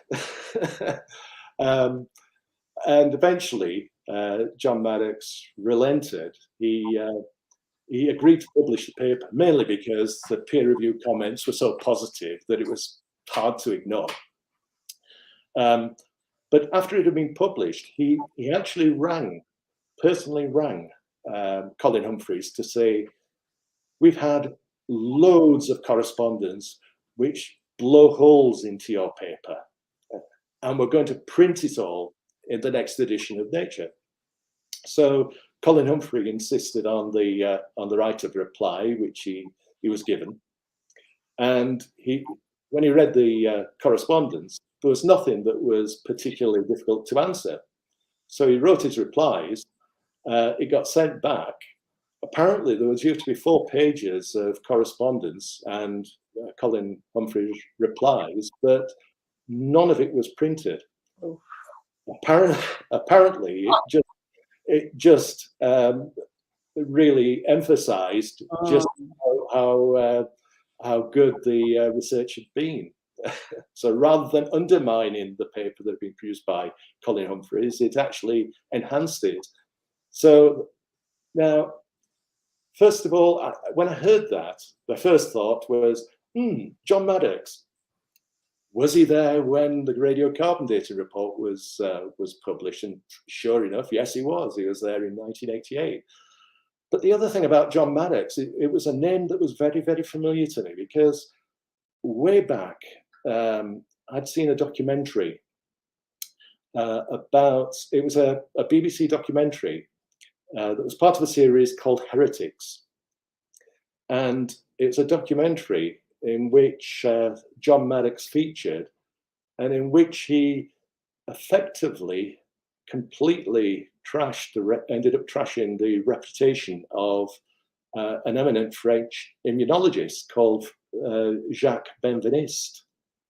Now, this program described this entire, exactly what happened. And basically, what it was, Jacques Benveniste, he ran a laboratory in France. He had a large team of staff, and they were looking into allergies. And this is relevant to the shroud, by the way. So I'll off at a tangent, but I will draw it back because it is extremely relevant. They were looking into doing research into allergies. And one day, one of his researchers came up with a set of results that appeared to support the principles of homeopathy. What they found was that no matter how many times they diluted a solution of a particular antibody, that it still had an active effect on blood cells. Now, Benveniste thought, this can't be true. So he got one of his best technicians to repeat the measurements. They got the same results. And to cut a long story short, after several years of research involving not only his own laboratory, but independent laboratories all over the world, they had a body of work that he thought, I need to publish this. This was in 1988, the year of the carbon dating, as it happened. So he sent a paper off to Nature. And this is all the documentary, by the way. It's on YouTube, and this is certainly a link that I'd be happy to send over to you, Dale, for people. In the documentary, it talks about how he sent his paper into Nature, and it was refused by John Maddox. It was refused on the basis that it goes against accepted science. The results are not backed up by science. It had been peer reviewed at the paper, and the peer review comments couldn't find any problems with the research, but nonetheless, John Maddox refused to publish it. Jacques Benveniste protested quite strongly, and eventually John Maddox agreed to publish it, but on the basis that he could bring a committee to evaluate and validate the research at Jacques Benveniste's lab. So Jacques Benveniste accepted, and the paper was published. And then John Maddox turned up at the laboratory with his committee of people who were going to validate the research. Now, you might expect that these would be research biologists or people who were specialists in immunology, but that wasn't the case.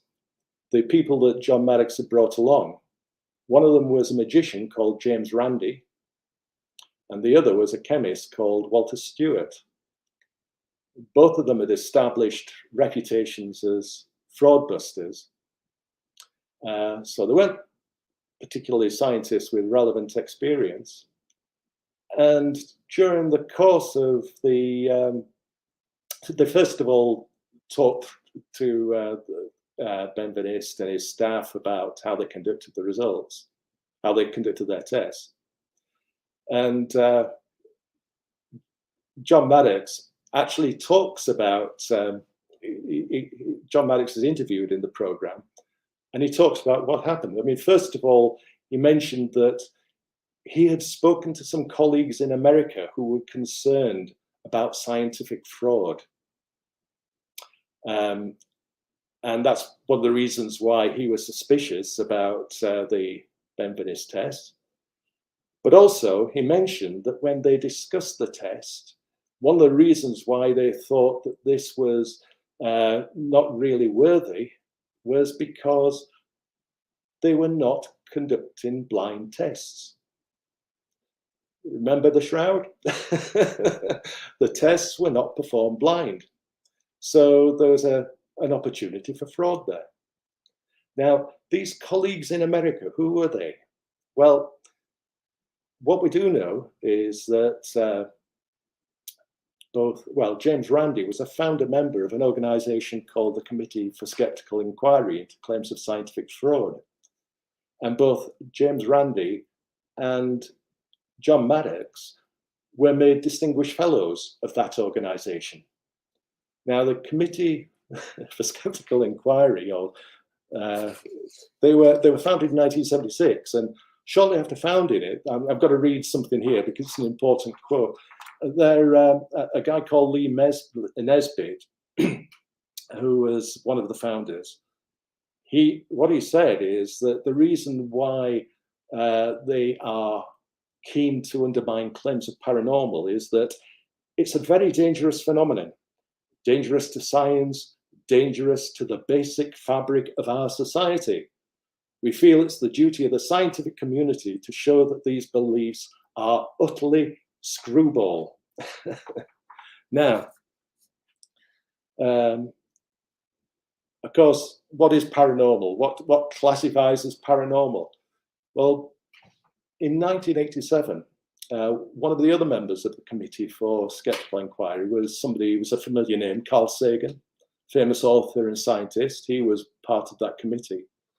He rather helpfully actually gave a list of some of the targets for the Committee for Skeptical Inquiry, the things that they should be taking an interest in. And they had in there things like Bigfoot, the Loch Ness Monster, claims that flying saucers had crash landed, the claims that the Earth was really flat, the Shroud of Turin. So we've got there the editor of Nature, who's very closely associated with an organization which is seeking to undermine belief in the Shroud of Turin. Now, that really is the sort of thing that is worrying, to say the least. And given what John Maddox eventually ended up doing with Jack Benveniste, bear in mind that Maddox was an editor. He basically, during the course of his test with his validation of Jack Benveniste, he took part in an experiment, or rather he and his colleagues participated in one of the experiments. It was a complete pantomime, according to Benveniste, because James Randi was performing magic tricks all the time, distracting the people who were supposed to be conducting the test. The test that they ran, not surprisingly, didn't deliver the result that they usually obtained. And on the basis of that, Maddox came back, wrote an article in the next edition of Nature, which basically said that the whole thing was a fraud. And on the back of that, certainly Benveniste's reputation was in shreds. His career was very much, largely destroyed. So this was a man who went to extraordinary lengths to actually press home his beliefs and also undermine things that he did not believe in. Now, of course, he was presented with a paper. Just a few months after this Benveniste incident, he was presented with a paper that claimed that the Shroud is a fraud, a paper that I believe was full of flaws. Now, thanks to the Freedom of Information request, we can find out a little bit about what happened in the peer review process. And whereas usually there are several peer reviewers, there was only two for the Shroud report. Colin Humphreys talked about, when I mentioned earlier Colin Humphreys, in this radio program, he talked about the peer review process that he had to go through. And there were Bible scholars, there was a chronologist involved, there was an astronomer involved. So basically every single aspect of his research had an expert who was qualified to assess each of those aspects. There were only two people involved in the review of the Shroud paper. One of the comments that they got, there was only half a page each. We know that the review process took just 6 weeks and there was only one revision. The comments that came back, one of the reviewers said, first of all, he wanted to clarify that the tests were not conducted blind, and basically said, you said that the blind test procedures were relaxed. well, actually, they were abandoned. They weren't relaxed, they just weren't any.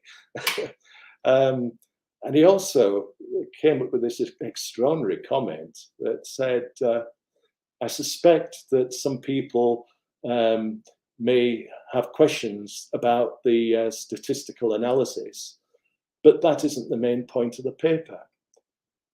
Now, that I would have thought was a big red flag. I mean, first of all, anybody who's read that paper will concede straight away that the whole paper is underpinned by the statistical analysis of the radiocarbon measurements. It's the statistical analysis that they have used to come up with a conclusion that there is a 95% probability that the shroud dates from the period 1260 to 1390. So for him to suggest that statistical analysis isn't the point of the paper, so we can gloss over that, that doesn't seem to be a reasonable thing to do at all. So despite that, despite those comments, the paper was published. And we know really what's happened as a result of that.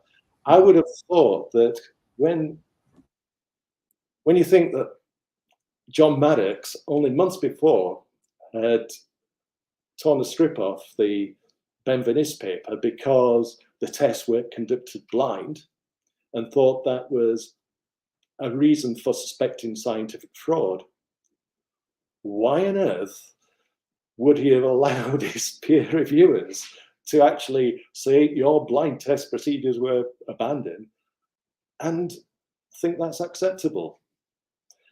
I think if double standards had not been applied to these two different papers, if the same standards had applied, then the paper should have been rejected, or at least it should have been accompanied with an editorial comment that said that there are reasons for questioning the validity of these tests because normal test procedures were not followed, and that there are concerns about the statistical analysis that have not been properly addressed and not been properly answered. Awesome. And if that had happened, I do wonder whether or not we'd be in the, whether or not the world would be in the whether or not the view that the shroud is a forgery would have caught on as quickly. Possibly not. Certainly, I do believe that more and more people would have been would believe in the shroud, and consequently, more and more people would have faith where perhaps they've lost it over the years, and partially because they got the news that the shroud is a medieval forgery. So, in effect, they ended up throwing the baby out with the bathwater. If the shroud isn't a true relic, then maybe Jesus didn't exist either, and the whole thing's a myth. Awesome. And that's the attitude of so many people. Awesome. All right, cool. Well, yeah, thank you so much for that. One thing I just want to ask you, do you have time? Because I am interested in your take on the alternative dating things. Do you have like time limits, or are you able to? Let's press on. I'll okay. You can spend a good few minutes covering that, Dale. Okay. So one thing, so you're good to go. You don't have time. Like, I'm flexible for whatever, as long as it takes for you to say your thing. Okay. So we do have 3 audience questions related to the carbon dating. It's up to you. Do you want me to ask you those now, or just wait till the end? Okay.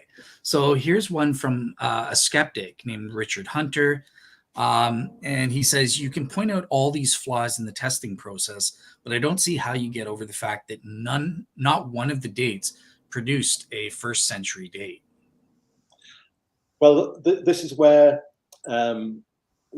this point about the fact that the evidence shows that there is a systematic error, and that systematic error would appear to be some kind of contamination.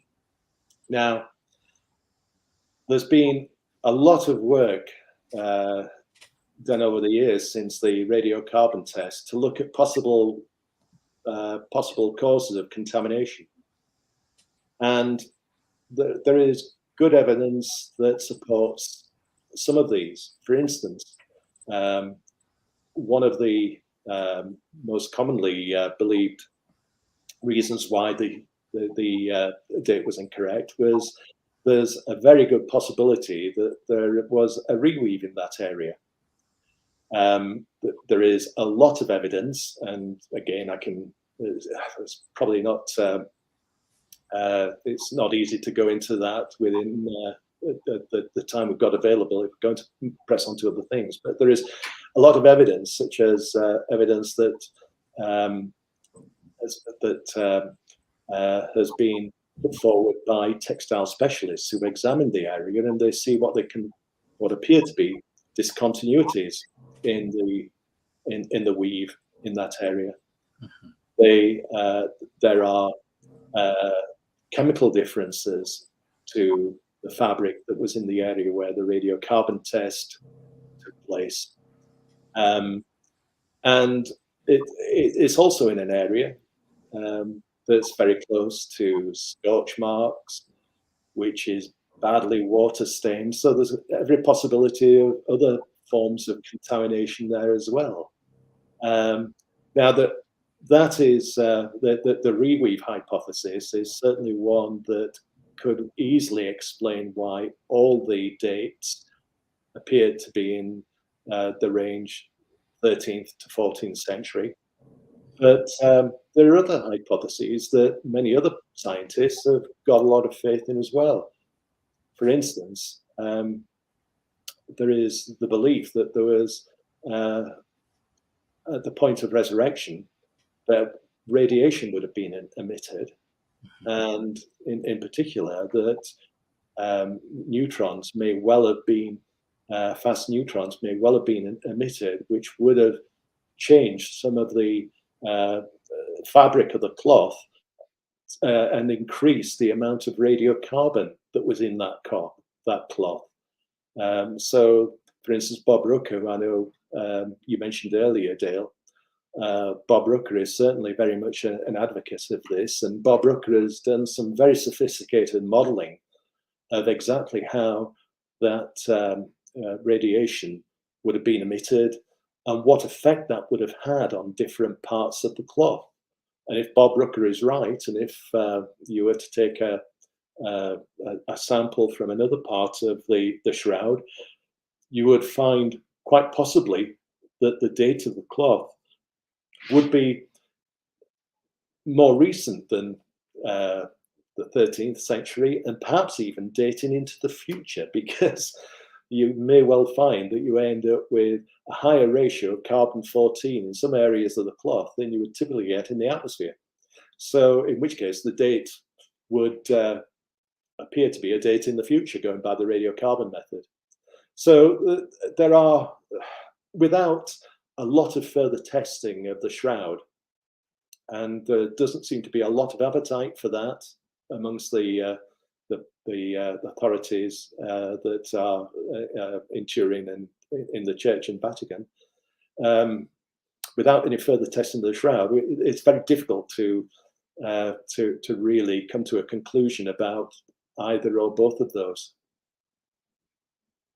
Gotcha. Awesome. Okay, cool. So you kind of answered the second question. It's related to Bob Rucker's radiation hypothesis, where this guy's asking, well, if it was irradiated by neutrons, couldn't you just use a Geiger counter? This is an atheist said this, that yeah, there would be so much irradiation, you could just use a Geiger counter to prove it.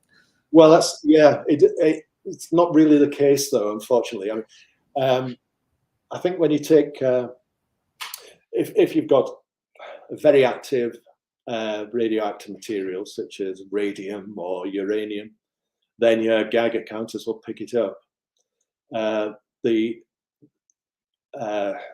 carbon, radioactive carbon, first of all, only 1 in a trillion carbon atoms is a carbon-14 atom. And they decay at a fairly slow rate. The half-life is every 5,730 years. One of the reasons why, before the AMS method of carbon dating was invented, one of the reasons why you needed huge samples of material was that with even the most sophisticated equipment, you would maybe only get from a handkerchief-sized sample, you might only get something like a couple of dozen carbon decays every day. And that's what they were trying to count to measure the age of the samples using that method. They were trying to count the amount of radiocarbon decay as they took place. They tried to detect the particles that were being emitted. The AMS method, what that does is in effect counts the atoms.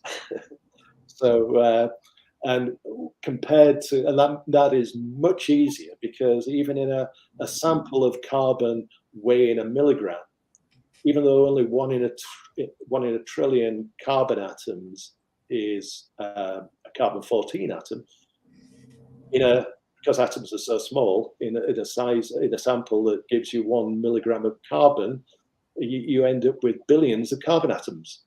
So carbon-14 atoms, sorry. Yeah. So it's easier to measure that than trying to capture the decays of those carbon atoms. Awesome. Yeah. And just so you know, Mr. Jetty, I tried posting in the comments because I asked Bob this question. He answered it. He kind of agreed with Michael that it's more complicated than the atheist Jordan was saying there. But I'll post it up on my blog, Bob's answer as well. But yeah, with that said, I don't want to waste a lot of our guests' time. So I do want to give you an opportunity to address the other dating methods that prove the shroud is not medieval. So Right. Yeah. Well, I'll try and rattle through these fairly quickly then, Dale, if that's okay. Fair enough. It's your time. Yeah. No. Yeah, sure. I mean, the first one I'll talk about is the Ray Rogers method, because I know this is quite often brought up. And it wasn't really that he tried to develop a dating method. I think Ray Rogers, back in 2005, when he published a paper in Thermochemica Acta, I think one of the things he was trying to do there was to characterize the fact that he was actually providing evidence, going back to the first question you just asked. He was actually providing additional evidence to support the view that the radiocarbon sample contained foreign material that had been introduced as part of a repair. But in the course of doing his research into that, he came up with a chemical method of measuring the age of linen fabric, because linen is composed largely of cellulose. There is a chemical called lignin in linen, and within lignin you get a chemical called vanillin, which is present in linen cloth, like the shroud is. You can see it and find it in linen fibers. Now, what Ray Rogers had done is he'd discovered that vanillin gradually decays over time with age. So when he examined fibers in the Dead Sea Scrolls, there was no vanillin in there. They're 2,000 years old. There's no vanillin. Medieval cloths have vanillin in linen fibers. What he found is that in the main body of the shroud, there was no vanillin present, but he did find some vanillin present in the area of the cloth where the radiocarbon sample had been taken from. But it wasn't representative of the rest of the shroud. There was no vanillin present anywhere else. So one of the things that Ray Rogers did was, he was a very highly regarded chemist, used to work in the Los Alamos laboratories, and although he was retired at the time, he actually had some colleagues who respected his work, who still work there, and who were prepared to help him. And one of the things that he wanted to do was to try and establish exactly how quickly linen uses its vanillin.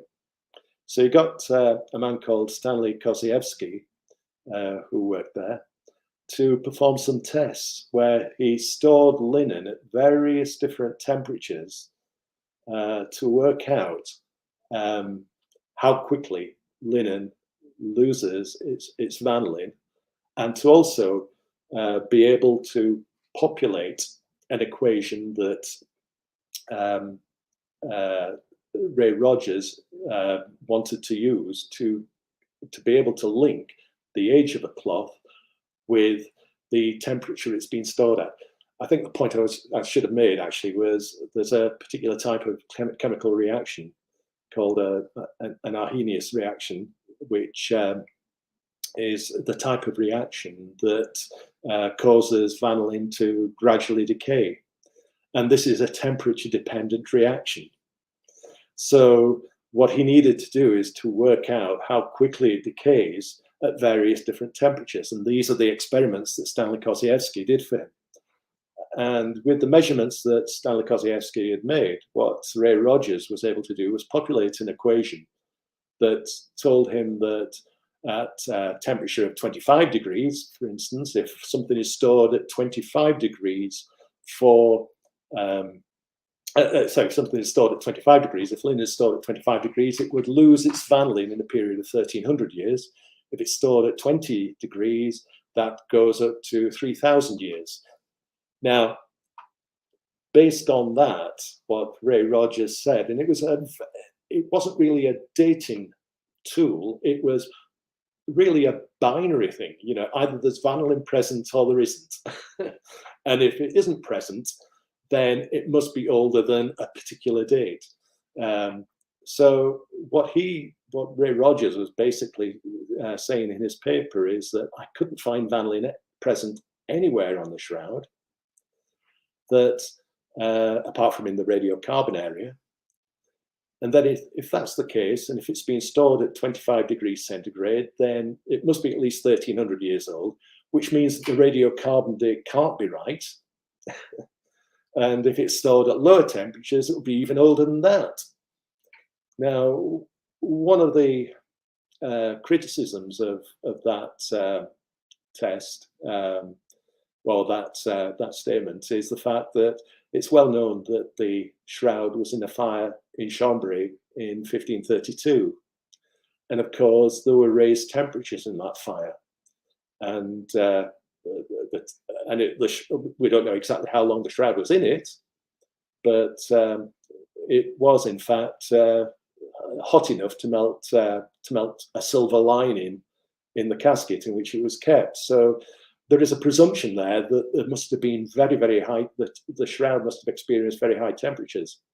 Now, interestingly, Ray Rogers, he was in the Shroud Science Group before he passed away in 2005.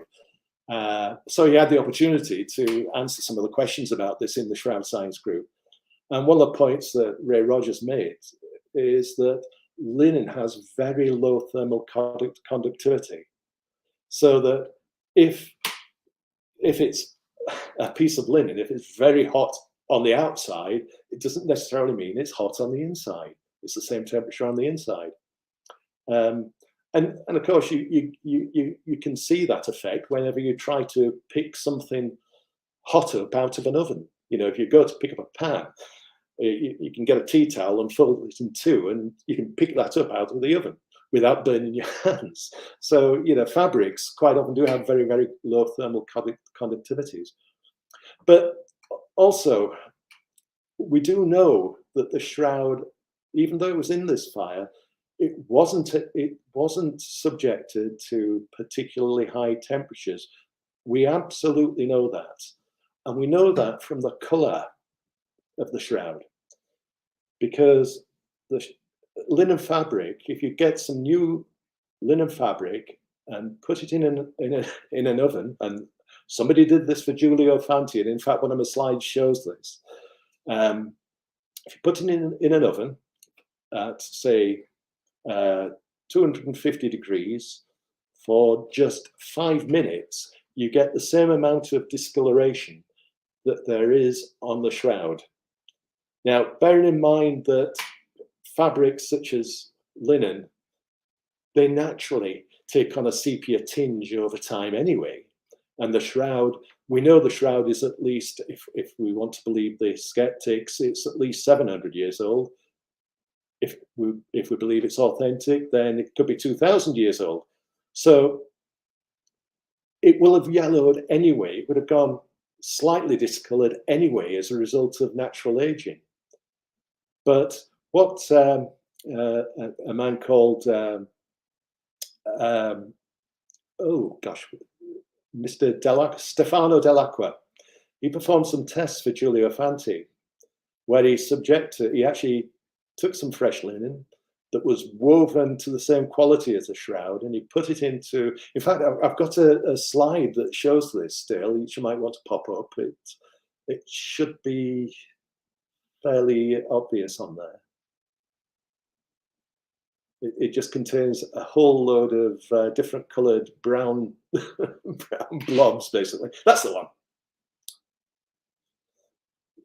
Yeah, what he did was he actually took some modern linen and subjected it to basically used an oven at different temperatures and put it in an oven at different times. And what he was trying to do was to try to find out what temperature and what time gave the same kind of background tinge that is currently present on the shroud.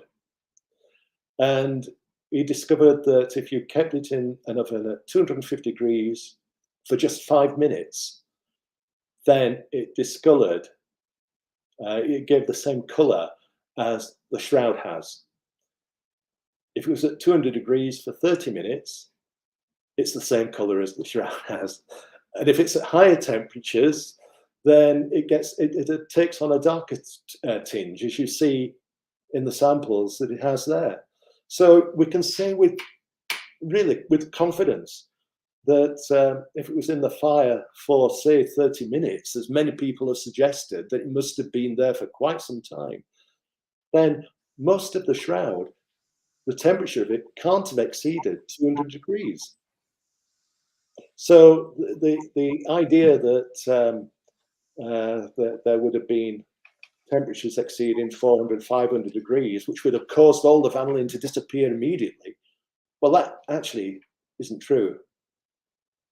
So yes, there may well have been some vanillin loss, but I don't think that in any way undermines the findings of Ray Rogers.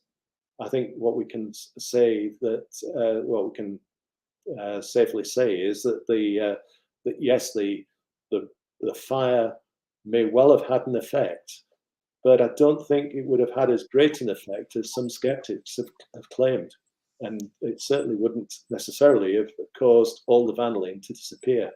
I was going to say that concerning the length of time, I mean, we don't know for certain how long the shroud was in the fire before it was rescued, but we know it can't have been a short period of time, because I think there were like 4 padlocks on it with 4 different keys. Yeah. And they were they couldn't find it in the rush, and they had to go find a locksmith. and so finally the locksmith came and unlocked it so they could rescue the shroud. But I mean, something like that would obviously probably be far more time than 15 minutes, I would think. So yeah, I'm sure you're absolutely right, Eddie. So I think some of the criticisms that have been levelled at Ray Rogers' work are perhaps not fully justified. I'll tell you, there's a phenomenal debate that one can find on shroud.com between Dr. Thibault Heimberger and Mark Antonacci, and they're debating the pros and cons of that, and they're both very, very sharp and very knowledgeable. And I don't know, I'll probably have to read it again, because I keep going back and forth. It's like watching a tennis game. It's like, okay, that those points are really good. Okay, I'm in this camp. Then you read the response, and it's like, no, I'm in this camp. And then you read the response. I mean, it's so excellent arguments in both camps, and it's a very fascinating issue with regard to the lignin and the vanillin content. And so for people who are interested in that, I'd suggest checking out that debate. I think you can use this search term Mark Antonacci, Ray Rogers, T-Bolt Heimberger, which I think his name is Thibeault or something like that. And then Heimberger is Heimb. Is it Urger, or I think? Yeah. But anyway, it's a fascinating debate that's extremely well done. Yeah, I was just going to say, Ted, just send me the link and I'll put it in the blog just to save time. Yeah, go ahead, Mike. Sorry about that. If you want to continue. Yeah, no problem. So yeah, if I could just go back to the previous slide, really, because this one. Yeah, I think one of the what I'd like to do is just really talk about Giulio Fanti's work. Okay. Because he did a lot of very important work back in about 2013, 2014. And what he had done was basically it was trying to find another way of measuring the age of the shroud,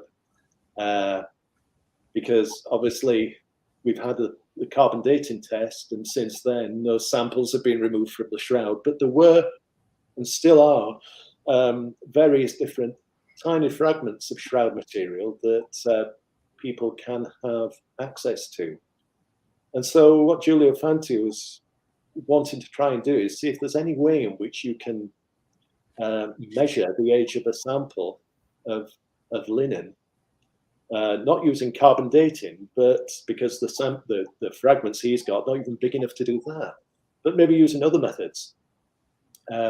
So the reason why carbon dating works is that we can measure the amount of decay in the radiocarbon, and we know how long it takes for that decay to take place. So that enables us to measure the age, to calculate the age.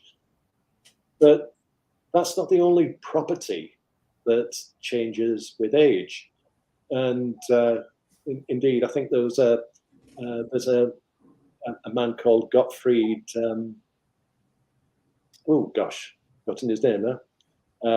Gottfried Matthias from Milan University is somebody who back in the 90s discovered a means of being able to date wood by measuring the spectrums produced by some of the chemicals in wood, and discovered that there are various different characteristics in the spectrum of some of the molecules that change over time and provide a means of being able to measure the age of wood. And that's the kind of approach that Giulio Fanti wanted to try and take with the shroud. So we know the shroud's made of linen. Linen is composed of cellulose, and cellulose has got a lot of very interesting properties, some of which may well be things that could be candidates for a new dating method. So what he and his team did was they actually went through a very, very careful evaluation process. They were actually looking to identify several different criteria, first of all, that would need to be applied to any possible dating method. So for instance, they needed to find a characteristic that changed with age. They needed to be able to have a number of samples, access to a number of samples of linen dating over a period of time, so that they could measure and calibrate a dating equation, a dating formula that linked the change in characteristic with the age. There were about 10 different criteria that they put forward as part of this process for just identifying potential candidates. And then when they had done that, they came up with about 3 or 4 different methods that they thought could be used. 2 of them were spectroscopic methods, Raman spectroscopy and Fourier transform infrared spectroscopy. And another was various mechanical properties. And they believed that these methods would be able to detect deterioration and degradation in cellulose. I'll just say a little bit about cellulose, if I may, because cellulose, it's a main constituent of linen. And cellulose, it's formed by the action of photosynthesis, which effectively links lots of different glucose molecules together. It links them together to form long chains. And basically, that's what cellulose is. It's a long chain of glucose molecules. Every time it adds a molecule to the end, it releases a molecule of water, and it adds to another link to the chain in a cellulose molecule. So they're very, very long polymers. And they also have a kind of electrostatic attraction to each other through the chemical bonds, which means that there's a tendency for these cellulose chains to line up in parallel with each other, so that they become almost crystalline. Now, over time, what happens is you get breaks in the cellulose molecules, in some of these cellulose molecules. So they get shorter, some of them get shorter. And also the cellulose molecules themselves become more disordered. So the structure of the cellulose becomes less crystalline and more amorphous over a period of time. So these are characteristics that were very much in favor of, were very much candidates for a carbon dating test if they could be measured. So that's what they sought to do. And with every single method that they looked at, for instance, Fourier transform spectroscopy, they decided to,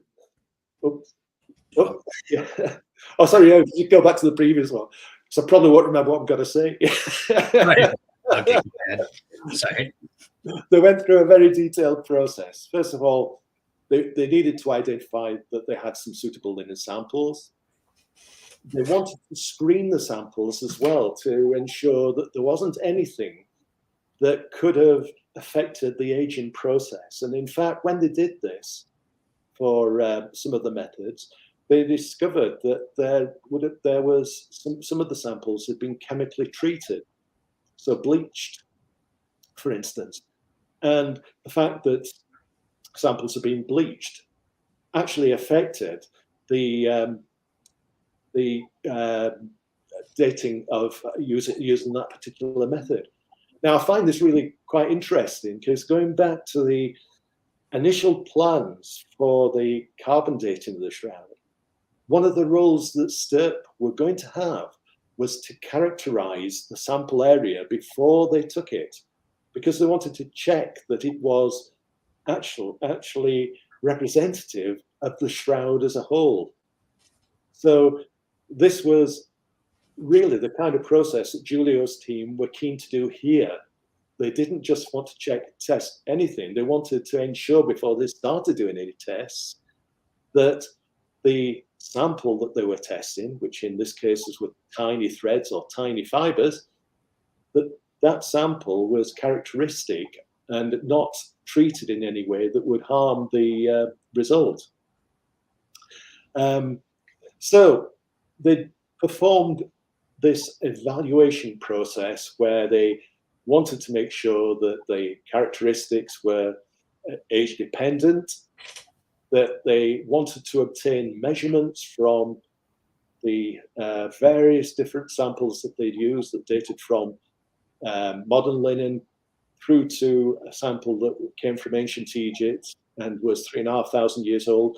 They wanted to take measurements from all of these and to use them to produce a mathematical equation that linked the date to the characteristic. And then once they'd done this, they decided they needed to be able to perform a statistical check that would enable them to confirm that the formula that they produced was accurate. So in a nutshell, what they were doing is basically saying, well, we'll derive the formula from the measurements. And then once we've got the formula, let's just use the formula with the measurements and see if it comes to the date that we know those cloths were representative of. Okay, so they did all of these things. They also wanted to assess the level of uncertainty. And then finally, the other thing that they did, which is the reason for those Del Aqua tests that I mentioned earlier, the other thing they wanted to do was to be able to check whether or not the Chambry fire would have had an effect on the test result that they obtained. So there was a lot of due diligence that went into the development of these different dating techniques. And I think it's important that people recognize this. It wasn't just a whim. It was a very, very complex and detailed piece of research that was undertaken by these guys. So if you just move on to the next slide, I'll try and speed up a little bit. Oh, no problem. I just got interested. Sorry. and on to the next one as well. Okay. Okay. So they use the same process with every one of these tests, but let's start with Fourier transform. And what this method involves is the sample, which in this case was a tiny thread. The sample is radiated with ultraviolet radiation, and it's radiation that has a wide range of frequencies.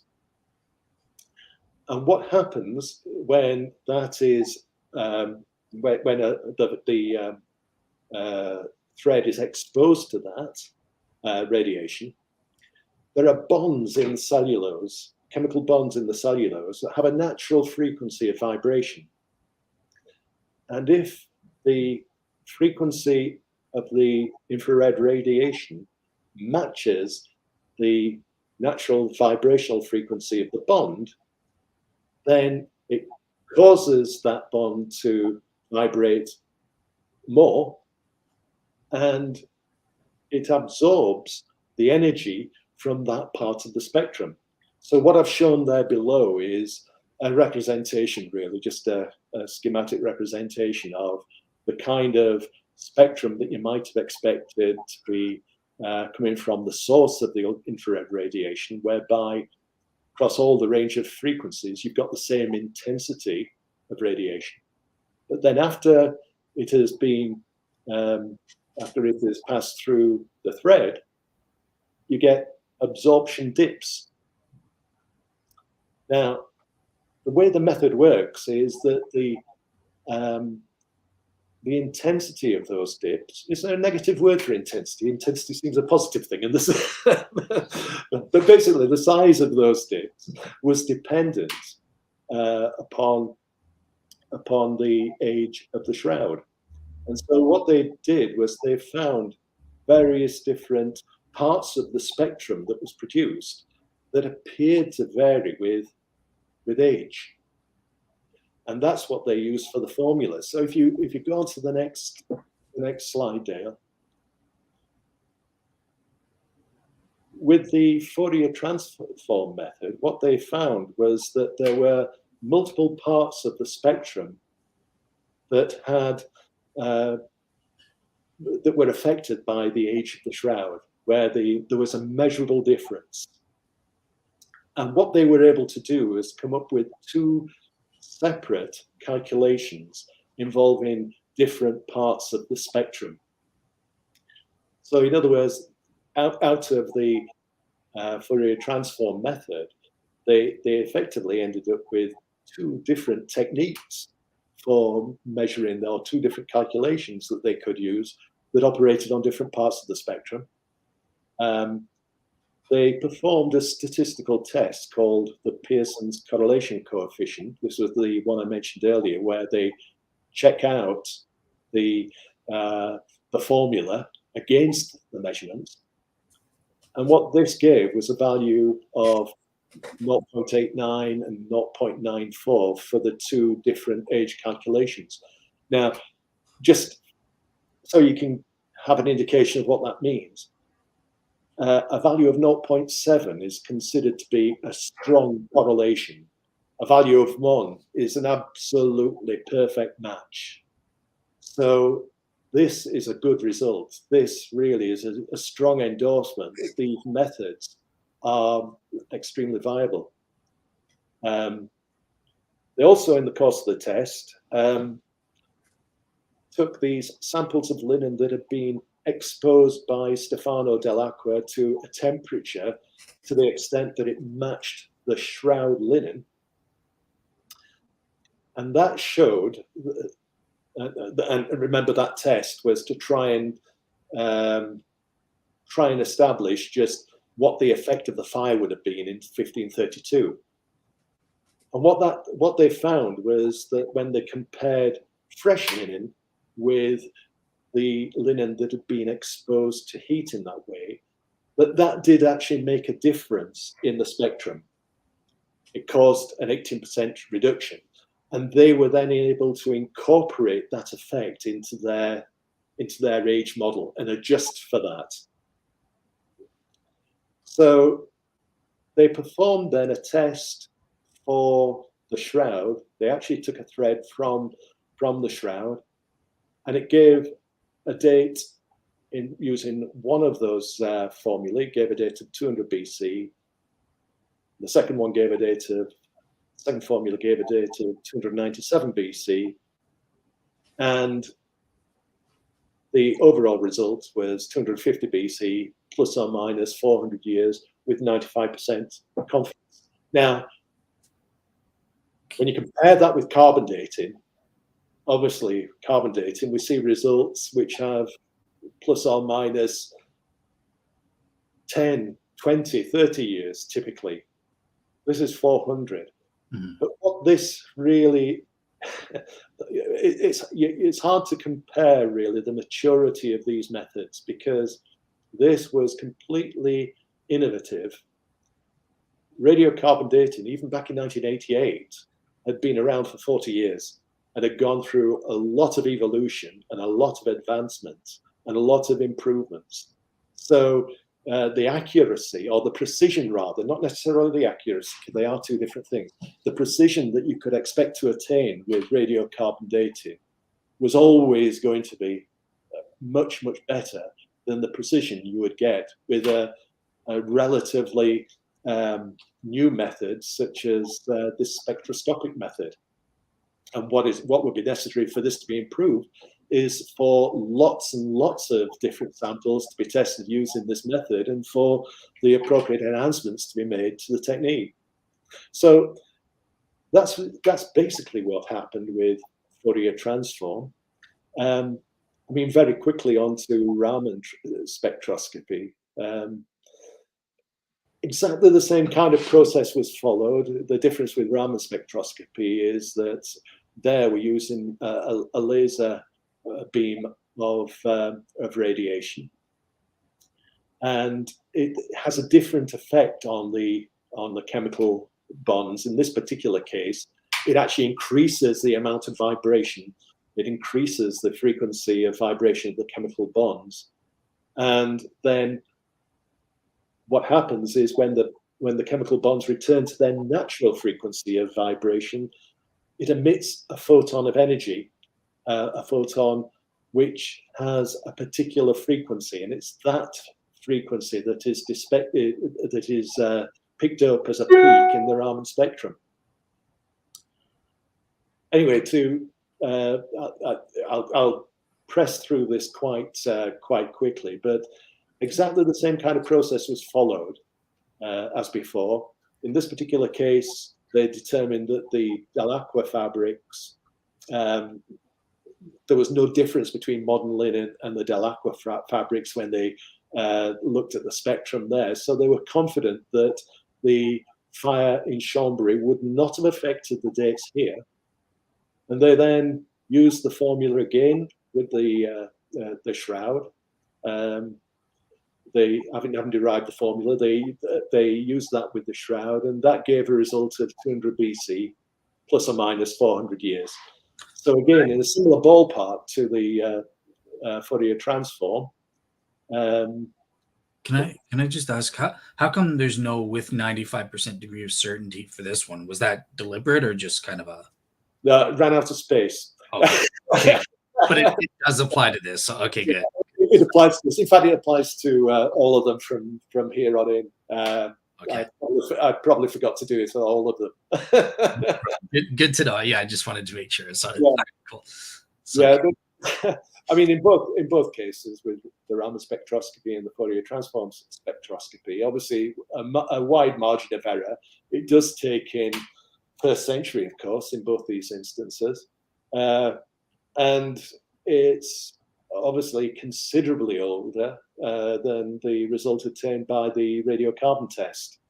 So we've got a couple of tests here already that are a couple of direct measurements of shroud fabric that are showing us that there's a good possibility that the radiocarbon test was wrong and that the shroud does indeed date to the first century.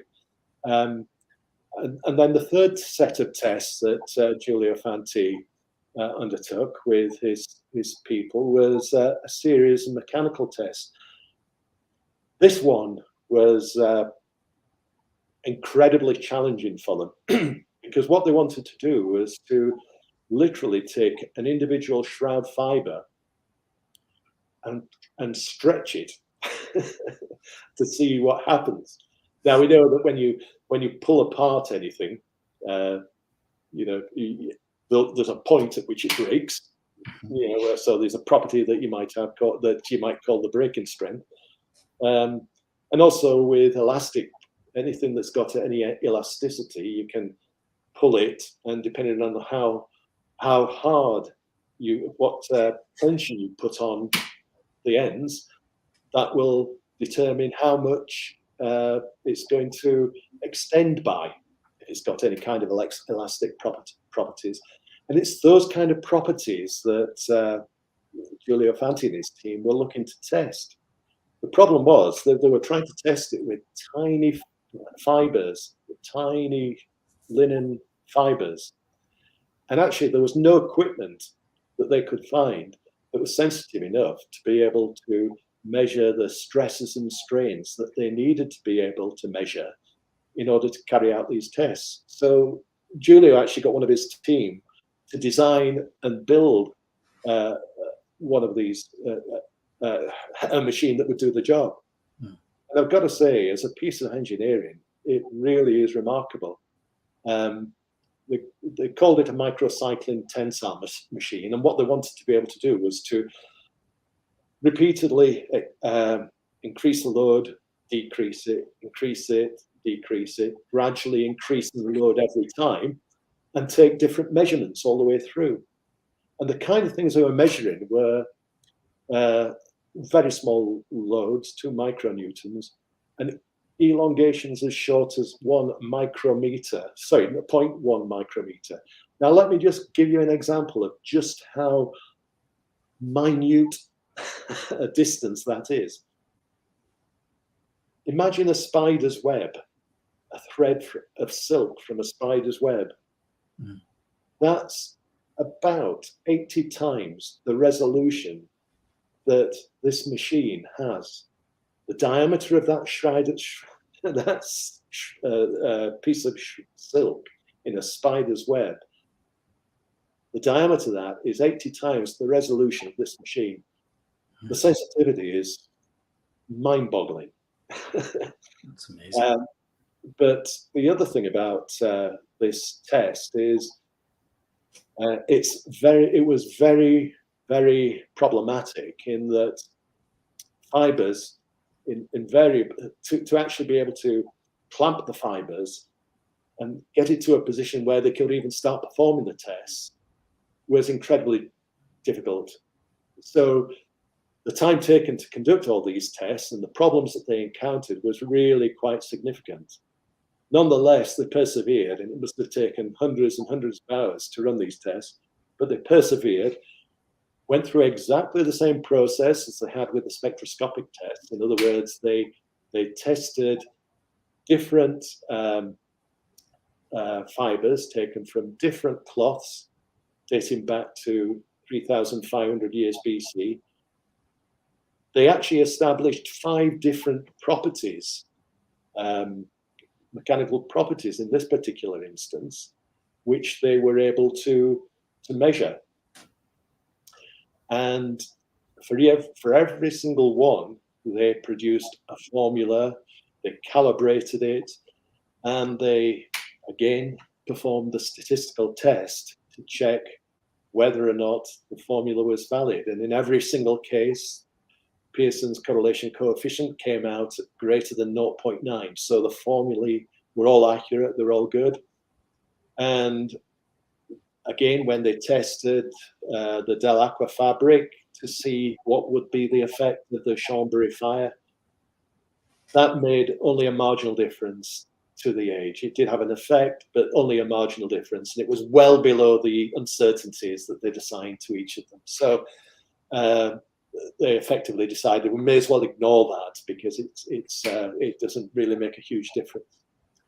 So when we got onto the results, these results are really quite interesting because they are really quite diverse. So as you can see, there are 5 different characteristics that were measured there. Breaking load's quite straightforward. Elastic modulus is something that physicists would normally term Young's modulus, and that's basically the relationship between stress and strain. It's that ratio. And elastic modulus was really measuring that ratio just before the peak of the tension, and the decrease in elastic modulus is after you've started to relax it following stretching the fiber. So there are 5 different properties there, and they came up with different results. They are not as consistent as one would have hoped. I think if Giulio had been somebody who had if he hadn't been a scientist of very high integrity, he may well have instructed his team that the only one we should really take an interest in here, let's discard direct loss factor because that's 510 BC. Let's just focus on elastic modulus and ignore the rest. It didn't. It's published them all, as you would expect, and they are perhaps not as helpful as one might have hoped. Apart from the fact that every single one of these 5 measurements is given as a date which is considerably older than the radiocarbon date. And the weighted mean date that we've got there, 400 AD plus or minus 400 years, well, that takes in the possibility of a 1st century date. However, as I mentioned, there was a lot of difficulties associated with this particular test, a lot of practical difficulties associated with this test. And actually what happened was a few years later in 2017, Giulio got somebody else to repeat some of these tests after making improvements to both the microcycling tensile machine and also to the process that they used. Because what they were doing was they were constantly stretching and relaxing the tension on this fiber and gradually building it up. And they made some subtle changes to that process, which actually changed had a huge change on the way this test method worked. If you go on to the next slide, Dale, I think I mentioned it very briefly here. Yeah. What they found was that with the exception of the breaking load, the improvements that they made changed all the other equations that they calculated. So they would have had to have gone back and recalibrated the 4 different measurements, the direct loss factor, the Young's modulus, the decrease in elastic modulus, and so on. They'd have had to go back and repeat the entire process with all of those. The only formula that appeared to be unaffected by the enhancements that they'd introduced was the one that applied to the breaking load. So what they decided to do was to take that formula and reuse that formula with this new enhanced test, and use that with fibers that have been taken from the wrist area of the shroud. And what that gave was a result of 110 AD, plus or minus 400 years. So again, very much consistent with the 1st century origin for the shroud, well before the date given by the radiocarbon date. So just summarizing those tests that Giulio Fanti and his team had made, the next slide just really repeats something that we had earlier. So we've got Fourier transform, Raman spectroscopy, the mechanical tests that were undertaken in 2013, and the mechanical tests that was undertaken some 3 or 4 years later. All of those test results are really quite compatible, given the, albeit given in every case, fairly wide margins of error. But the mean date is really encouraging. So, yeah, when I look at these tests, and I think that they're all innovative, they're all tests which, you know, have not really been adopted widely, and quite frankly, I would never really expect them to be anything other than niche tests anyway, because how do you compete with radiocarbon dating, which is now into its eighth decade of use? It's widely used, and nowadays you can date using very small. You can use radiocarbon dating with very small samples. You know, there'd be very, very few instances where it would be necessary to look to other methods.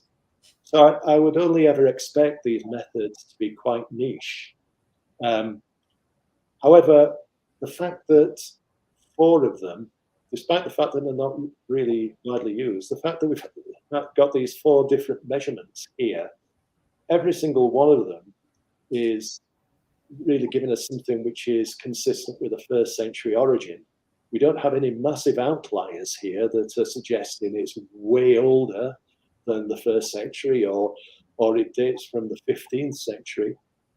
All these methods are really quite close together. So I feel there's a lot of, they ought to, there's a lot of skepticism, unfortunately, I think, about some of these techniques. But when you assess the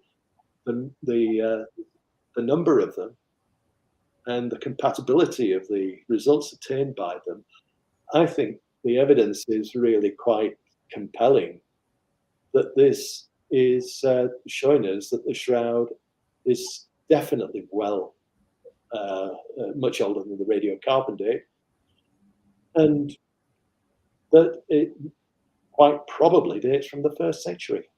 I do believe this.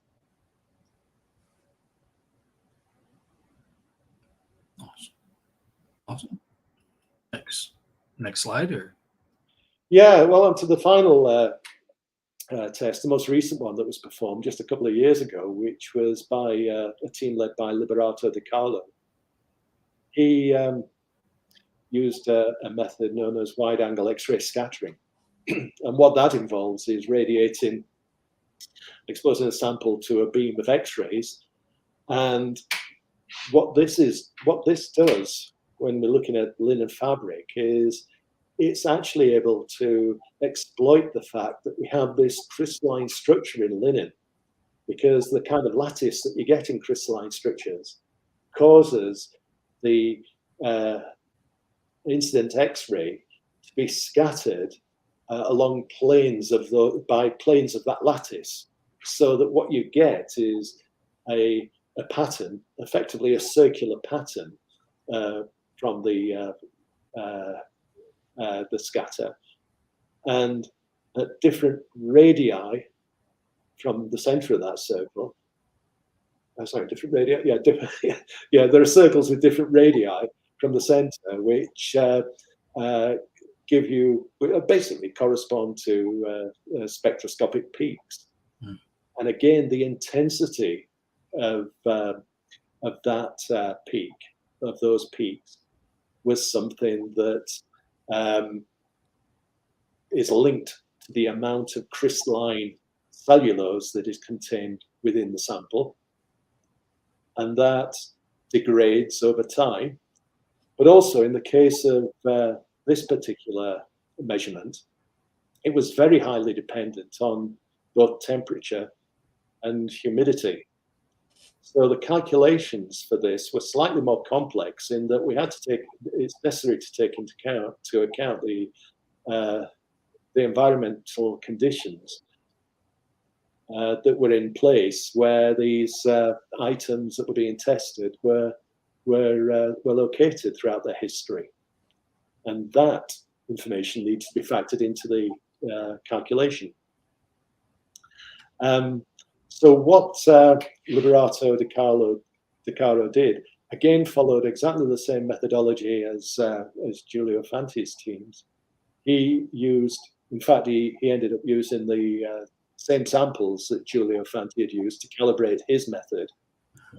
And then eventually he tested it using some threads that were taken from the shroud, from the reservoir portion of the shroud, which was a part that was adjacent to the piece of material that were dated by the laboratories.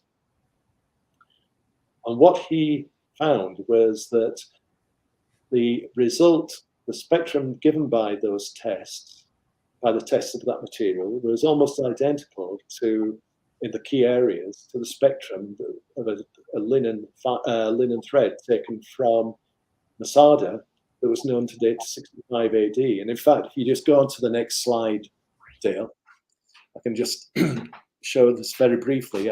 Hopefully, people will be able to see this. But there are 5 different spectrums here, 5 different spectra taken from different samples. And you'll see the key at the top left there, which gives the age for each of those samples.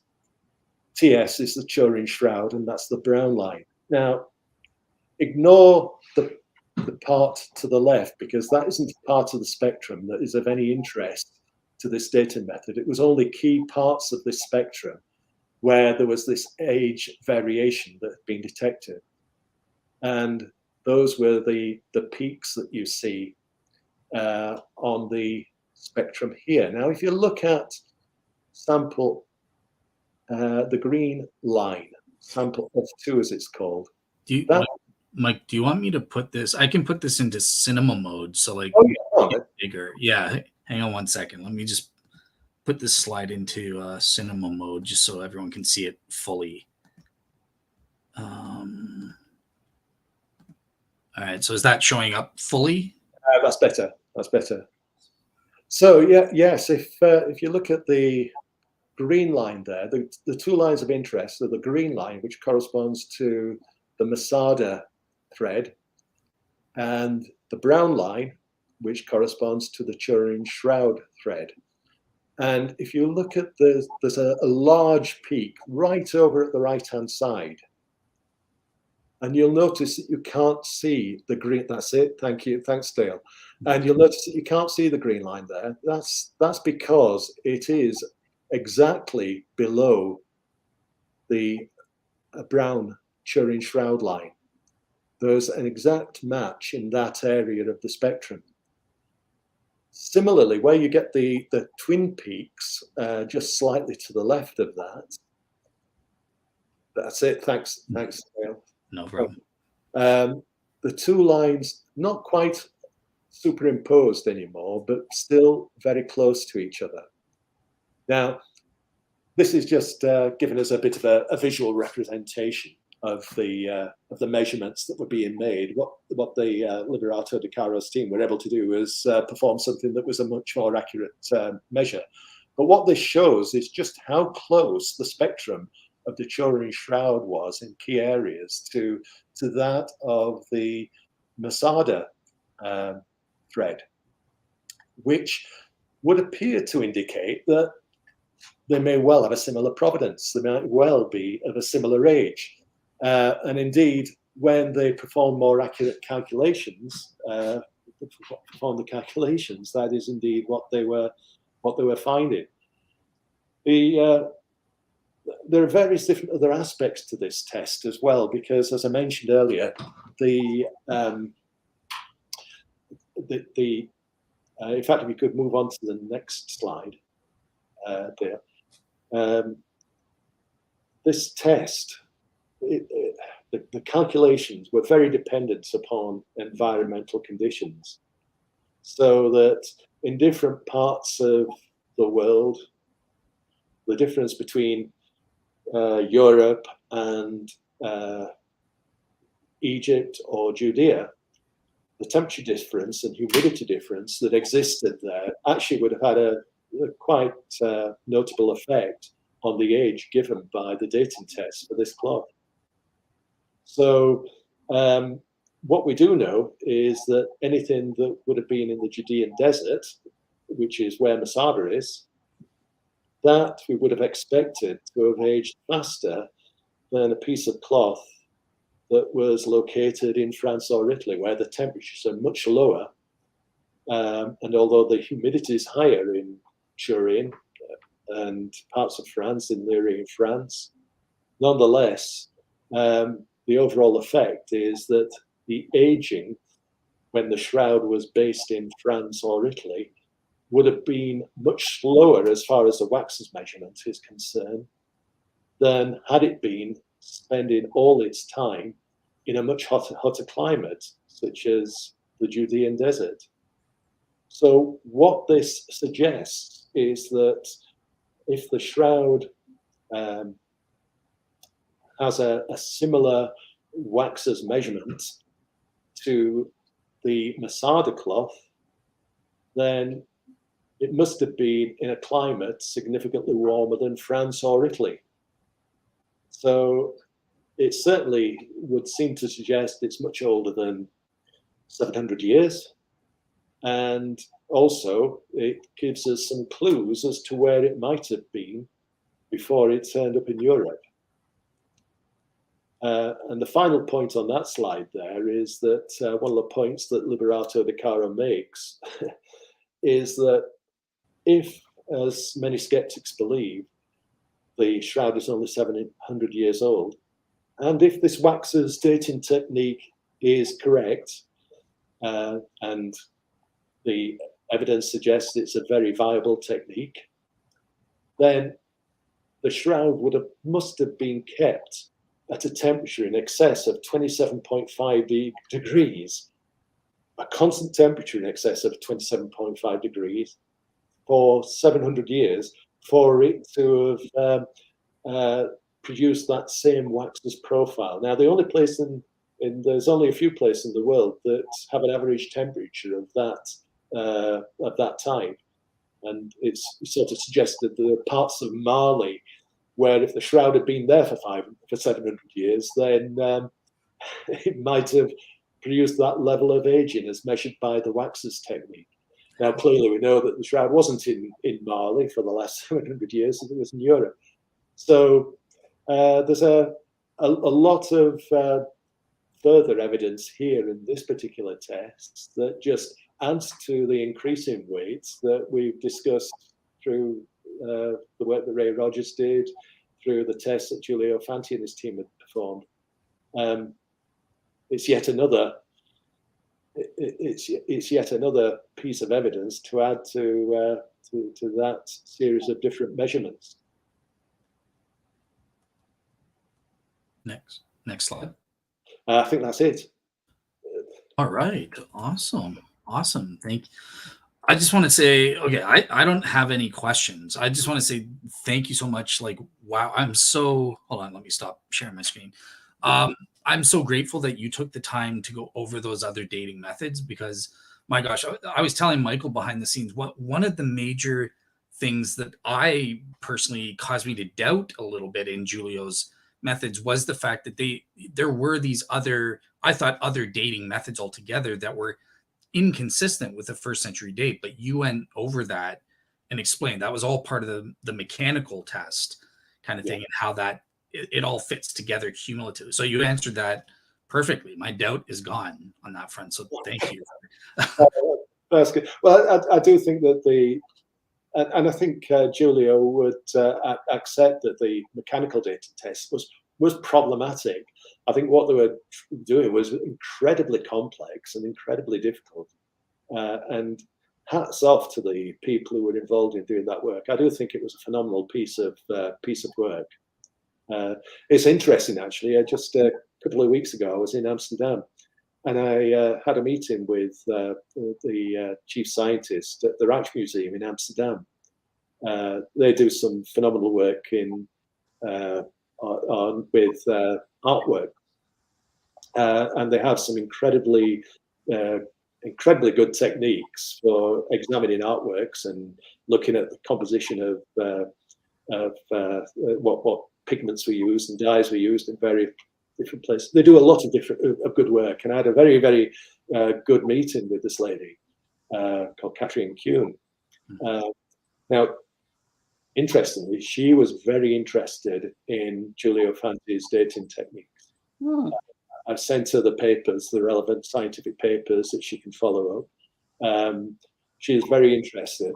Didn't explain particularly where it could be of use to her, but I would hope that I'm sure that I mean, they have linen backing on a lot of the maybe in detecting forgeries.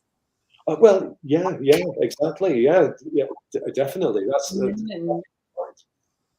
excellent point. Yeah, you can certainly confirm the provenance of the canvas, I guess, if it's a linen canvas.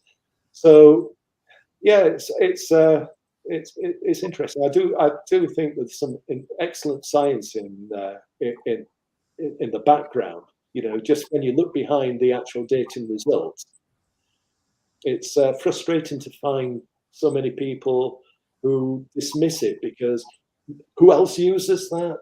Nobody does. And but the due diligence that went into the process before they even went as far as to consider dating a fiber from the shroud or a tiny piece of thread from the shroud, the due diligence that they went through to confirm that this method is viable and can give accurate dates, that is impressive. And it's that, above everything else, gives me confidence that we should be using this as very important evidence.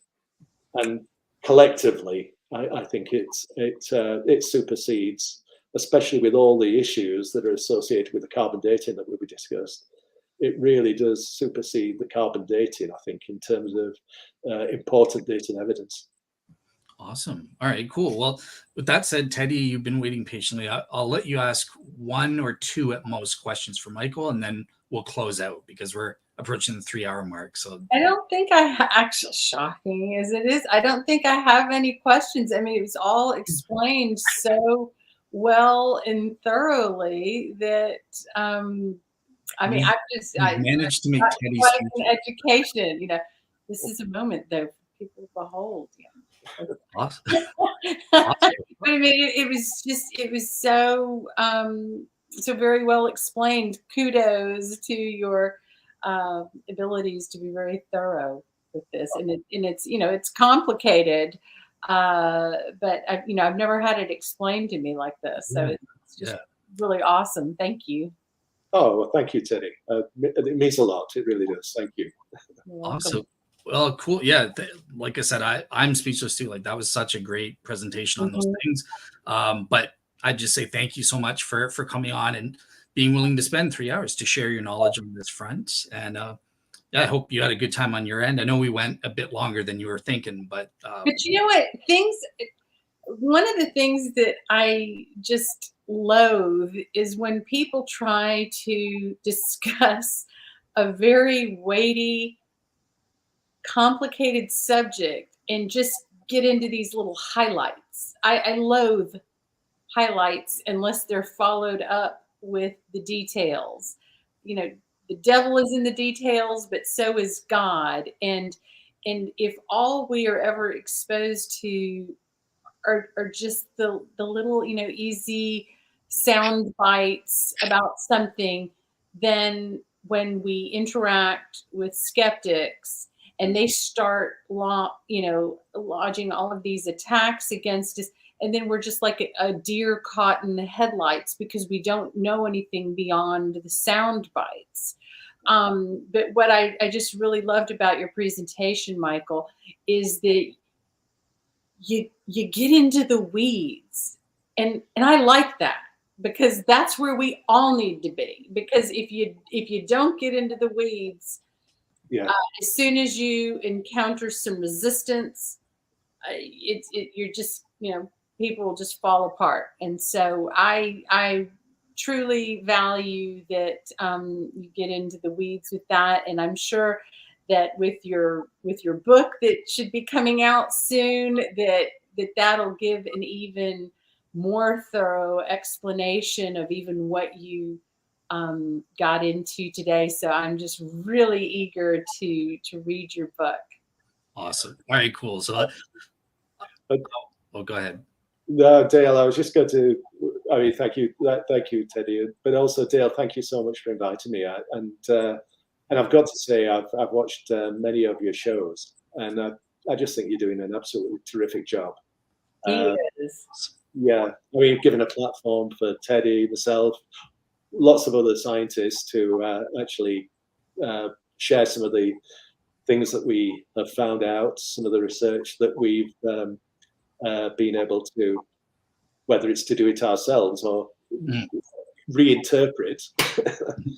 I think one of the frustrating things I found, one of the reasons why I took a great interest in the carbon dating in particular, and going back to your point about the devil in the detail, Teddy, one of the things that I found a little bit frustrating initially is that there's a lot of scientific reports that have been produced about carbon dating, which are difficult to follow if you're not a scientist. In fact, some of them are difficult to follow when you are a scientist. But and yet there's so much information contained in those reports that I wanted to be able to share with people that didn't want to understand statistics, but they wanted to have things expressed in their own language. Mm-hmm. And wanted to, and so for instance, I'm really quite passionate about the statistical analysis of the carbon dating, because in there is a whole host of reasons why no one should trust that carbon dating. Mm-hmm. And yet the man in the street, when asked, is the shroud authentic, they'll say it can't be because the carbon dating proved it. Exactly. So it's a man in the street that I would want to be able to help understand why the carbon dating is flawed potentially. Well, flawed potentially. Flawed definitely. I've tried to be reasonable. You can see here you've been popular in the audience. We got a skeptic challenging you at some point to debate Hugh Ferry, kind of thing. So we'll see in a future time when you have some free time. We can set that up if you'd like. Oh well, certainly. I'll probably have a break for a little while. I'm going to Turin next month, which is exciting. Yeah, unfortunately, I don't think the shroud will be coming out for me. But, well, you never know.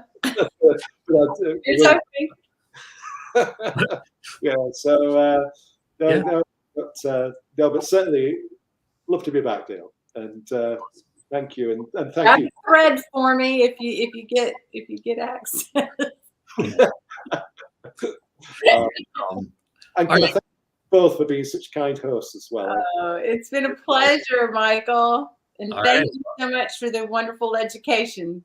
All right, awesome. So yeah, just so the audience knows, coming up next week, I have a non-shroud related show. Teresa Kotaxis, I think is how you pronounce her name, and she's written a new book talking about she is kind of like I don't know how to describe it, a priest of all faiths. So she's kind of a religious pluralist. So I'm going to be kind of probing her about that and how that comports with exclusive religions like Christianity and stuff like that. So that's what we have next week. And thank you guys so much for tuning in, all of the fans, for the great comments, and have a great week, everybody. Thank you. You too. God bless. God bless y'all.